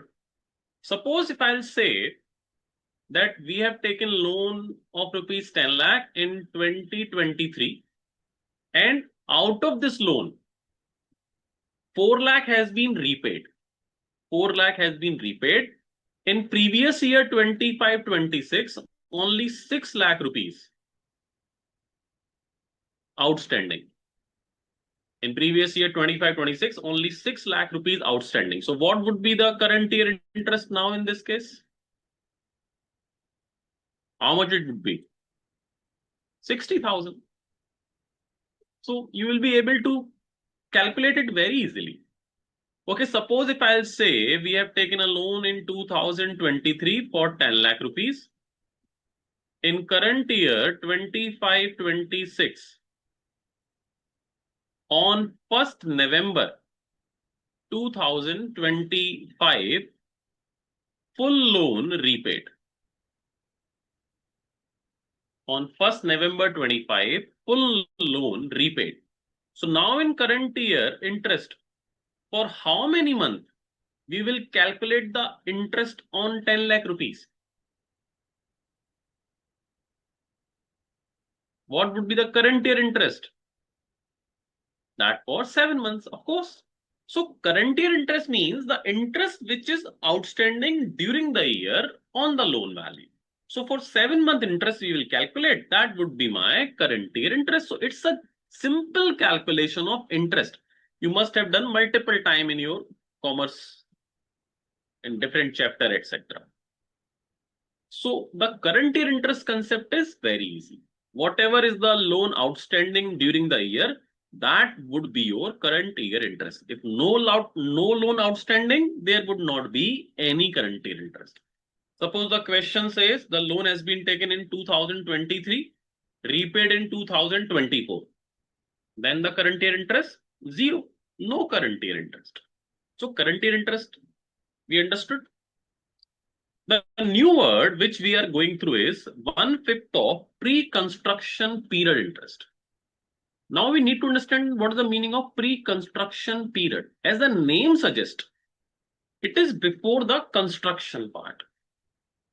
So whatever interest was due before construction, that is called pre-construction period interest. What it is? Before telling you the formula, let me make you understand the logic. What is pre-construction period? So you will get what exactly and why exactly we are calculating this time period interest. Suppose Mr. A took a loan of 20 lakh rupees at the rate 10% on 1st July 2022 for construction of a property. And of course, this pre-construction period would be applicable in case of when we are going to construct the house. If you are going to directly purchase that property, then of course this pre-construction period concept would not be applicable. If you are going to purchase a complete property, then there would be no construction period. So this is for construction, and suppose you have taken loan of 20 lakh rupees at the rate of 10% on 1st July 2022 for construction of the property. Now this year will end on 31st March 23. And whatever interest is due, for how many months interest would be there? July, August, September, October, November, December, January, February, March. Technically, 9-month interest you have to calculate. That would be approximate 1,50,000. Now the property is still under construction. House is not constructed yet. So property is under construction. So the income from house property chapter would be applicable only when the construction has been completed. Because building means complete building. Under construction building would not be regarded as building under income from house property. So technically it is under construction. That means it is not a building yet. Until it would be a building, we cannot apply income from house property chapter provision. So now tell me one thing, listen very carefully. The interest of 1,50,000 we have paid to the bank on loan in year 22-23. We have paid this to the bank. But can we claim this interest as current year interest under income from house property in 22-23? No, because there is no building. Until building completed, the income from house property chapter cannot be applicable. So 1,50,000 assessee paid, but no deduction under income from house property. So expenses you have incurred, 150 you have paid from your pocket, but no advantage under Income Tax Act, under income from house property or any other head of income, because the benefit you can only take under income from house property. So expenditure has been done, but no benefit is there. Now the second year came, suppose 23-24. Again, the construction is running. For this year, we have paid full year because the full year has been there. So interest we have paid 2 lakh rupees. Property is under construction. That means work in progress. So again, interest we paid to the bank, but no deduction. So 150 we have paid over here. 2 lakh we have paid over here. Now 24-25. Still suppose building is under construction, interest paid 2 lakh. Work in progress. No deduction. Now suppose in 25-26, construction completed.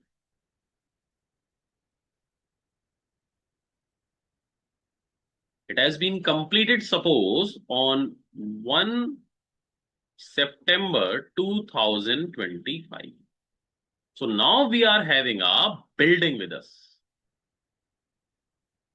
So that means from this year, from previous year, 25-26, income from house property provision apply. Clear? If from 24-25 income tax provision apply, now let me ask you one question. If no loan repaid yet, suppose if no loan repaid yet, no repayment. And if I'll ask you, what should be the current year interest? So the current year interest of 25-26 would be now full 2 lakh rupees. Even the construction has been completed on 1st September. So you might be thinking we should take the current year interest from September, October, November, December after completion. No. In the year the house is completed, the full year interest would be taken as 2 lakh rupees. Even if the construction is completed in February 2026, suppose, or March 2026, the full year interest would be regarded as current year interest. So the current year interest, if the property is completed in which year, the full year interest would be regarded as current year interest. So whatever the interest of this year would be automatic become current year interest. Now, if I'll ask you, what is pre-construction period interest? Can you tell me? 150, 2 lakh and 2 lakh. So the name is pre-construction, the year in which property constructed. Forget about the full year interest. Even property constructed on 1st September, you cannot say April, May, June, July interest also should be pre-construction. No. The rule is saying the property completed full year interest would be current year. That is for your benefit because calculation would be easy. Full year interest we will take as current year interest, and the interest we have paid in preceding years would be pre-construction period interest. That means in my case, it would be 5,50,000. Now that is a huge amount. So income tax says we will not allow full interest in a single year. So that will create a huge loss. You can claim 1/5 every year of this pre-construction period interest. So that's why in the second point, we reduce 1/5 of pre-construction period interest. So 550, 1/5, 1,10,000. Every year you can reduce 1,10,000.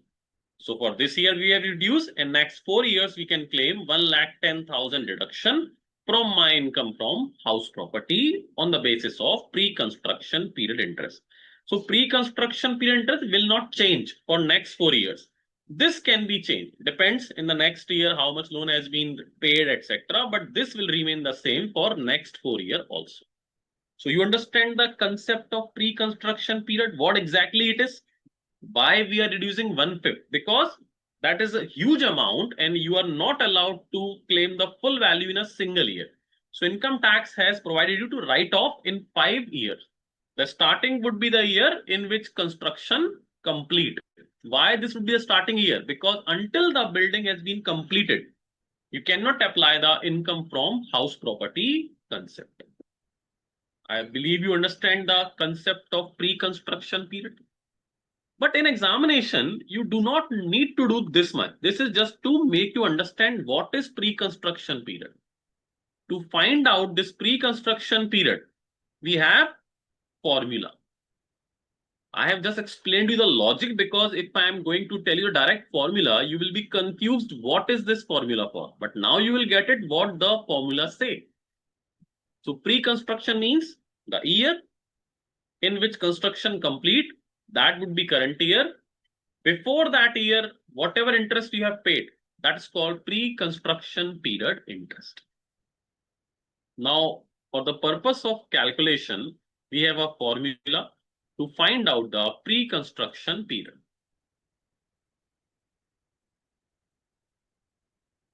Abhimanyu Kumar is saying deduction more than income, where we have written down the income, but yes, that could be result in a loss. Deduction could be more than income. Now, for the purpose of pre-construction period, how you will find it out in a question? So the provisions are very simple. Pre-construction period. If you're able to find out the pre-construction period, you will be able to find out the interest because amount of loan and interest would be given.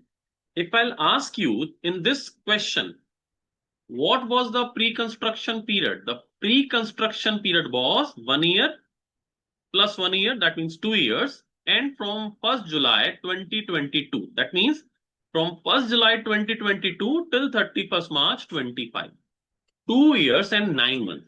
So the interest you have paid for 2 years, 9 months was 5,50,000.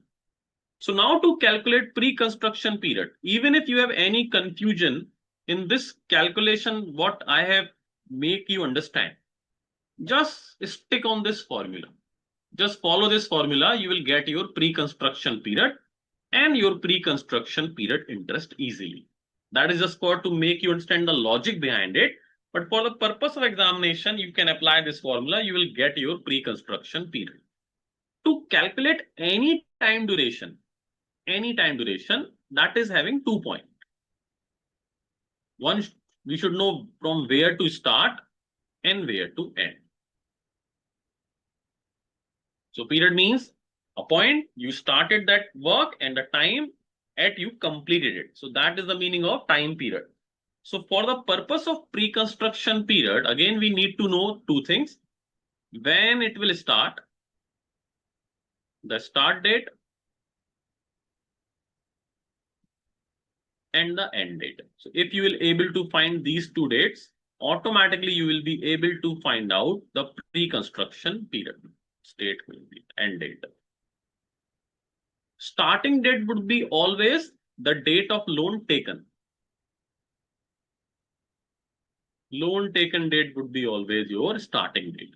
For example, let me write it down. Suppose you have taken a loan on 1st December 2022. Clear? Loan amount is 10 lakh. Rate, suppose 10%. For easy calculation, we are taking amount 10 lakh, rate this. Now loan taken date would be my starting date. So that is, as per the question, is 1st December 2022. That would be given in the question. Now, what would be the loan end date? The loan, what would be the end date for pre-construction period? So the end date would be, there are two dates, out of which the earlier would be taken as end date. Point number one, loan repayment date.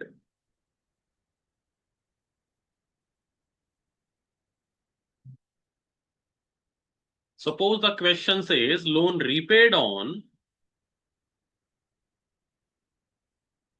1st February 2026. So my loan repayment date is 1st February 2026. In majority of question, loan repayment date would not be given. But if it is given, you can write it down. If it is not given, then you can ignore this. You have to compare this date with this second date. And it says 31st March preceding the date of completion or purchase of property.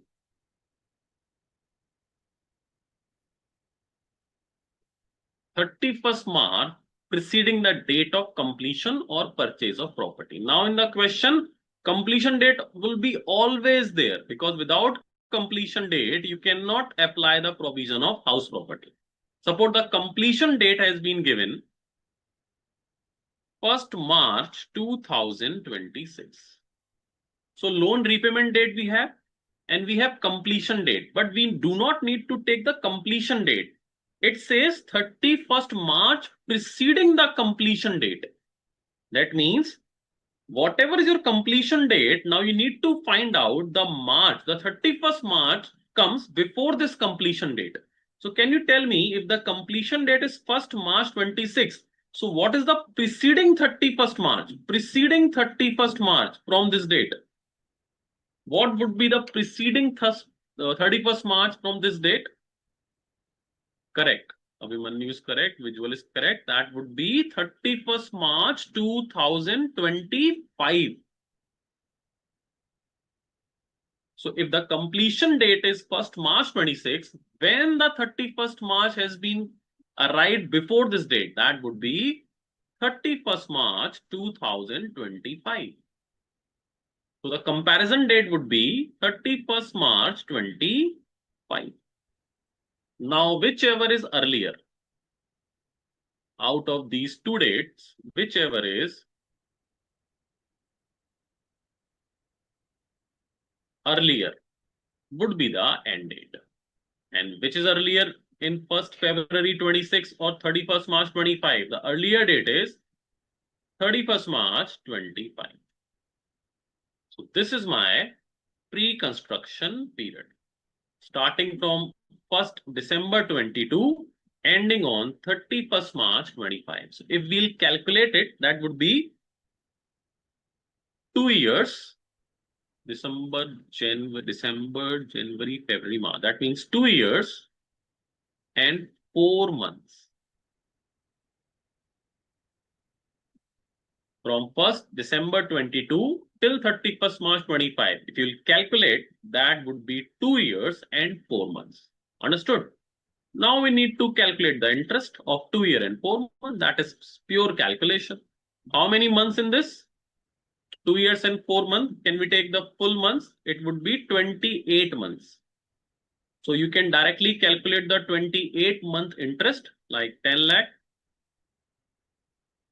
The loan amount, the rate of interest is 10 into 28 divided by 12.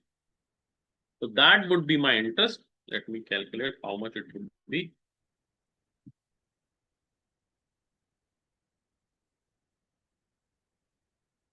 It would be 23333, and we can claim 1/5 of it. So that means my pre-construction period interest in this case would be 4667. That would be 1/5 of pre-construction period interest. So can you tell me how much would be current year interest in this case? If I'll ask you in this question, can you tell me how much would be current year interest?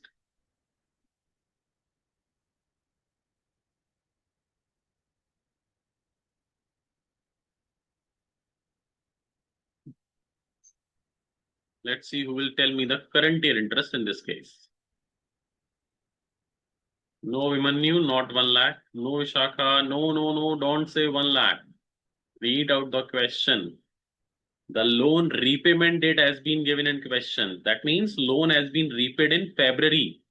So how many months loan was outstanding? 10 months. So for current year interest, you have to calculate 10 months interest. That would be 83,333.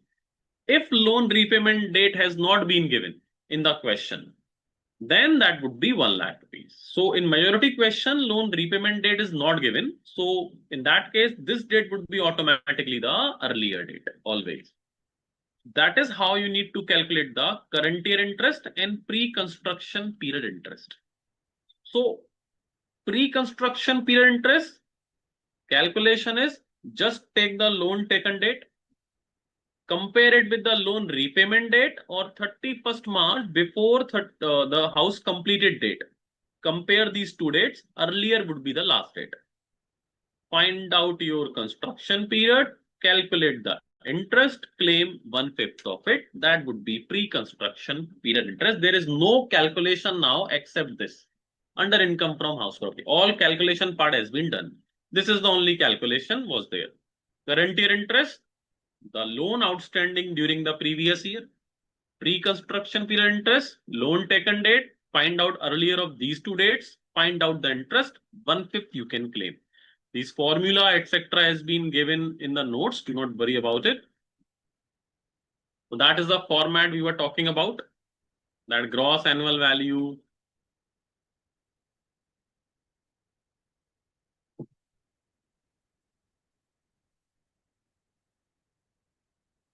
Then municipal taxes paid, net annual value, standard deduction, which is 30% fixed, interest on loan, current year, 1/5 of pre-construct. Everything has been defined in theoretical provision also. So do not worry about it. Computation of pre-construction period, how we will calculate this? We have just seen that. Find out pre-construction period starting from date of borrowing ending on the earlier 31st March, immediately prior to the date of completion of construction or date of repayment of loan. The deduction of pre-construction period will be allowed from the completion year of the house property, because when building complete, then only you can claim current year interest or pre-construction interest. Interest on a fresh loan taken to repay the original is also allowed as deduction. That does not make a difference. If construction completed on 31st March itself, then the preceding 31st March need to be taken. For example, suppose the question says construction completed on 31st March 26. Then we have to take the second date as 31st March 25. The completion before the 31st March preceding the completion date. So even if construction complete date is 31st March 26, you need to go to the earlier 31st March. For better understanding, I am giving you an example. This is for your homework. If loan taken on 1st April 20 of rupees 10 lakh, rate is 10%. House property completed on 11 February 26. Calculate pre-construction period interest and current year interest if no loan repayment. So in this case, you have to find two things: current year interest, 1/5 of pre-construction. Again, for B point, suppose the loan amount has been repaid on 1st August 24. In this case, again, you have to find out the current year interest and 1/5 of PPI. And third case is, suppose the house property complete on 31st March 26. No loan repaid yet. Again, you have to find out in this case current year or 1/5. So total there would be 6 answers. That is for your homework. In the next class, day after tomorrow, we will discuss the answers. Please try this question. So the pre-construction period interest calculation and current year interest calculation would be completely clear once you will try this question. So now nothing difficult is there, just we need to understand how to calculate house property income in different scenarios. That we will discuss in the next session. Today we have covered the theoretical provision of income from house property as well as the format of house property and the calculation part only, which is pre-construction period, etc. So please solve this pre-construction period interest question, what I have just given to you. And then we have nothing difficult to understand, just some simple cases. There is no calculation part left. And in a single class, you will see we will cover our house property, all cases, and some test knowledge question also, some MCQ also, and illustration also we can discuss day after tomorrow class. Let me see if there is any query from any of you. Yes, Visual, you are very excited for a story. Of course, there would be a story. But if somebody wants to ask something, please, you can ask. Mr. C. Subramaniam is saying, sir, ask Mr. Subramaniam what you want to ask.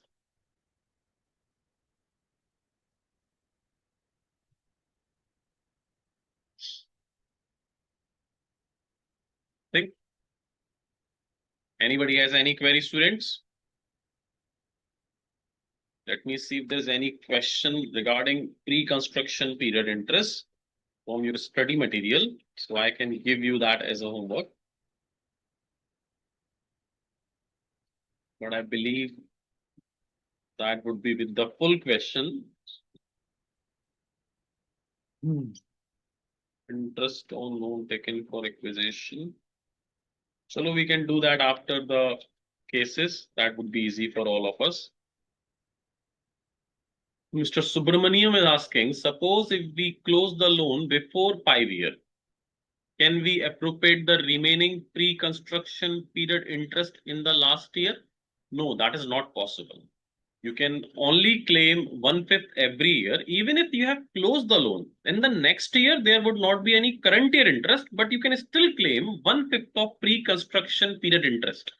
So that interest you can continue. It does not matter whether you have closed the loan, etc., because pre-construction period interest connect to the interest amount you have already paid earlier, but did not claim. So it does not make a difference whether you have actually paid the loan or repaid the loan completely. You can still claim the pre-construction period interest in future year also. There is one note in this. Yes. One homework for all of you also. I've just skipped it. This note number 4. I have not explained it to you. It says no deduction of pre-construction period interest, PPI, in the short form, if house is completed on or before 31st March 21.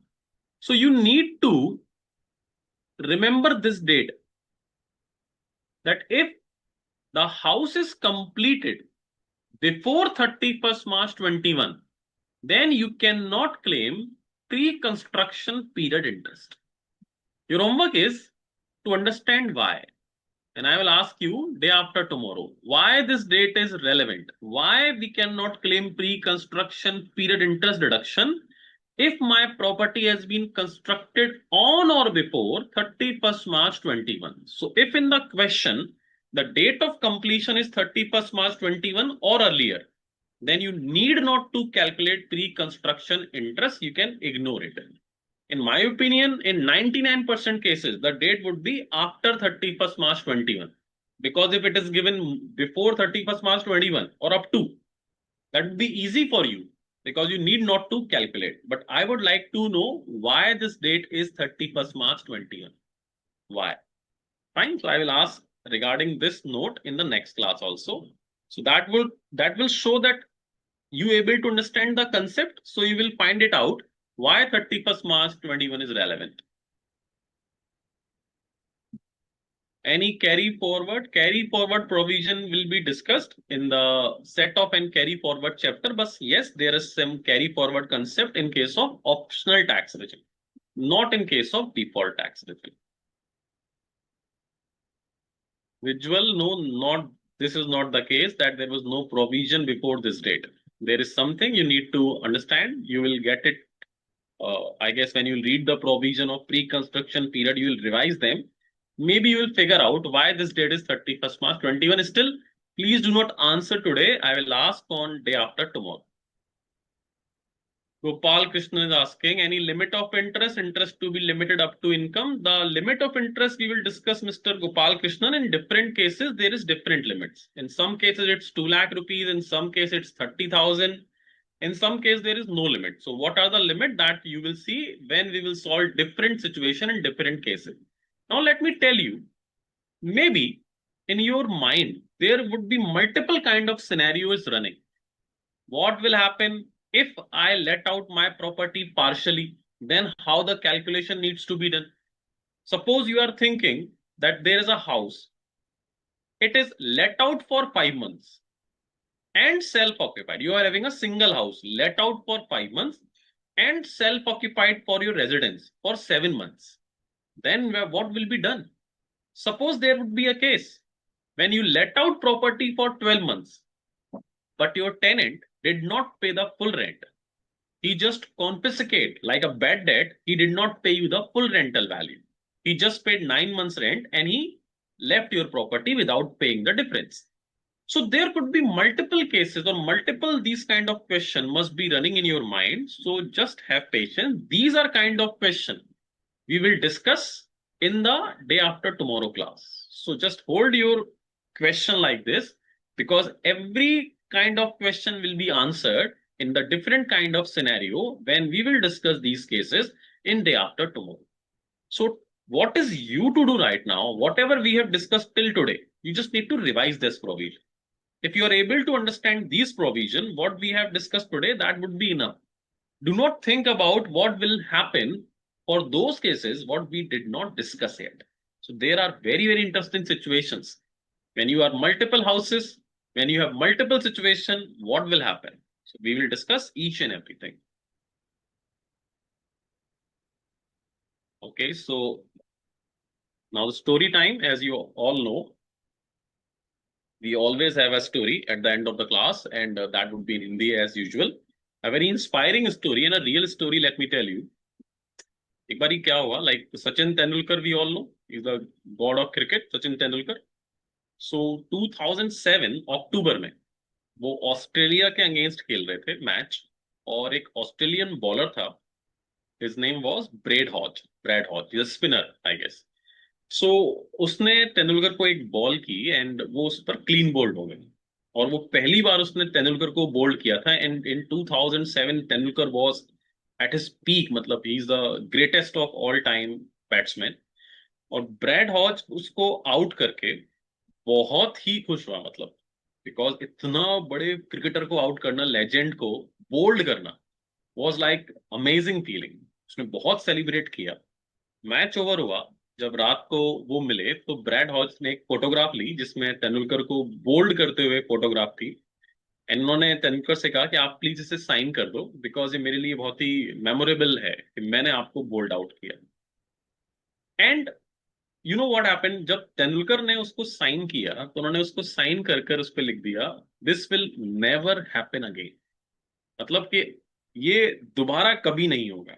सोचिए आप, why Tendulkar was greatest of all time. Why? Because cricket खेलना सभी जानते हैं. हर shot जो तेंदुलकर मार सकते हैं वो बहुत क्रिकेटर मार सकते थे, बेटर भी मार सकते थे. But this will show the mentality why we consider someone legend, someone the god of cricket. Why Virat Kohli is at that point of time when उनके बहुत सारे साथी दोस्त भी हैं जो उतने ही अच्छे शॉट खेल सकते हैं. But it's not that, it's about your dedication.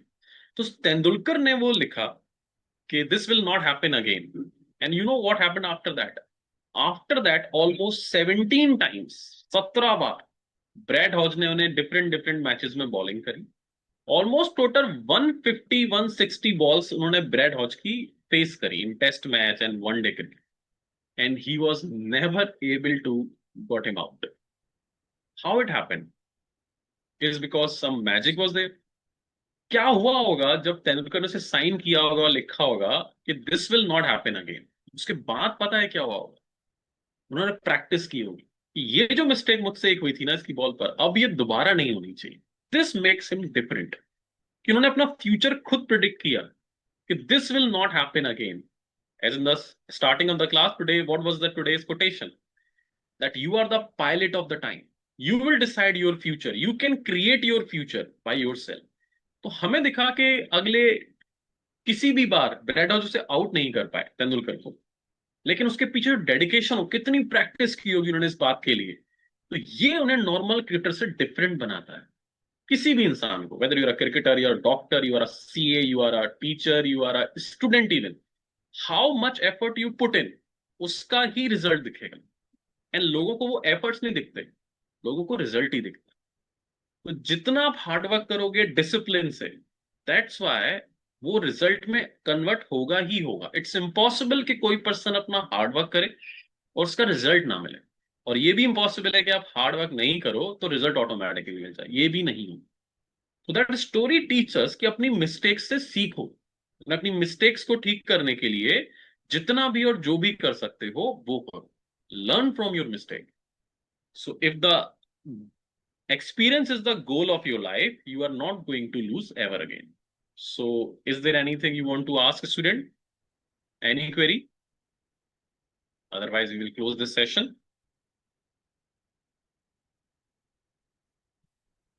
So I, sir, Ashok sir, I guess there is no more query, so we can close the session. Yes, over.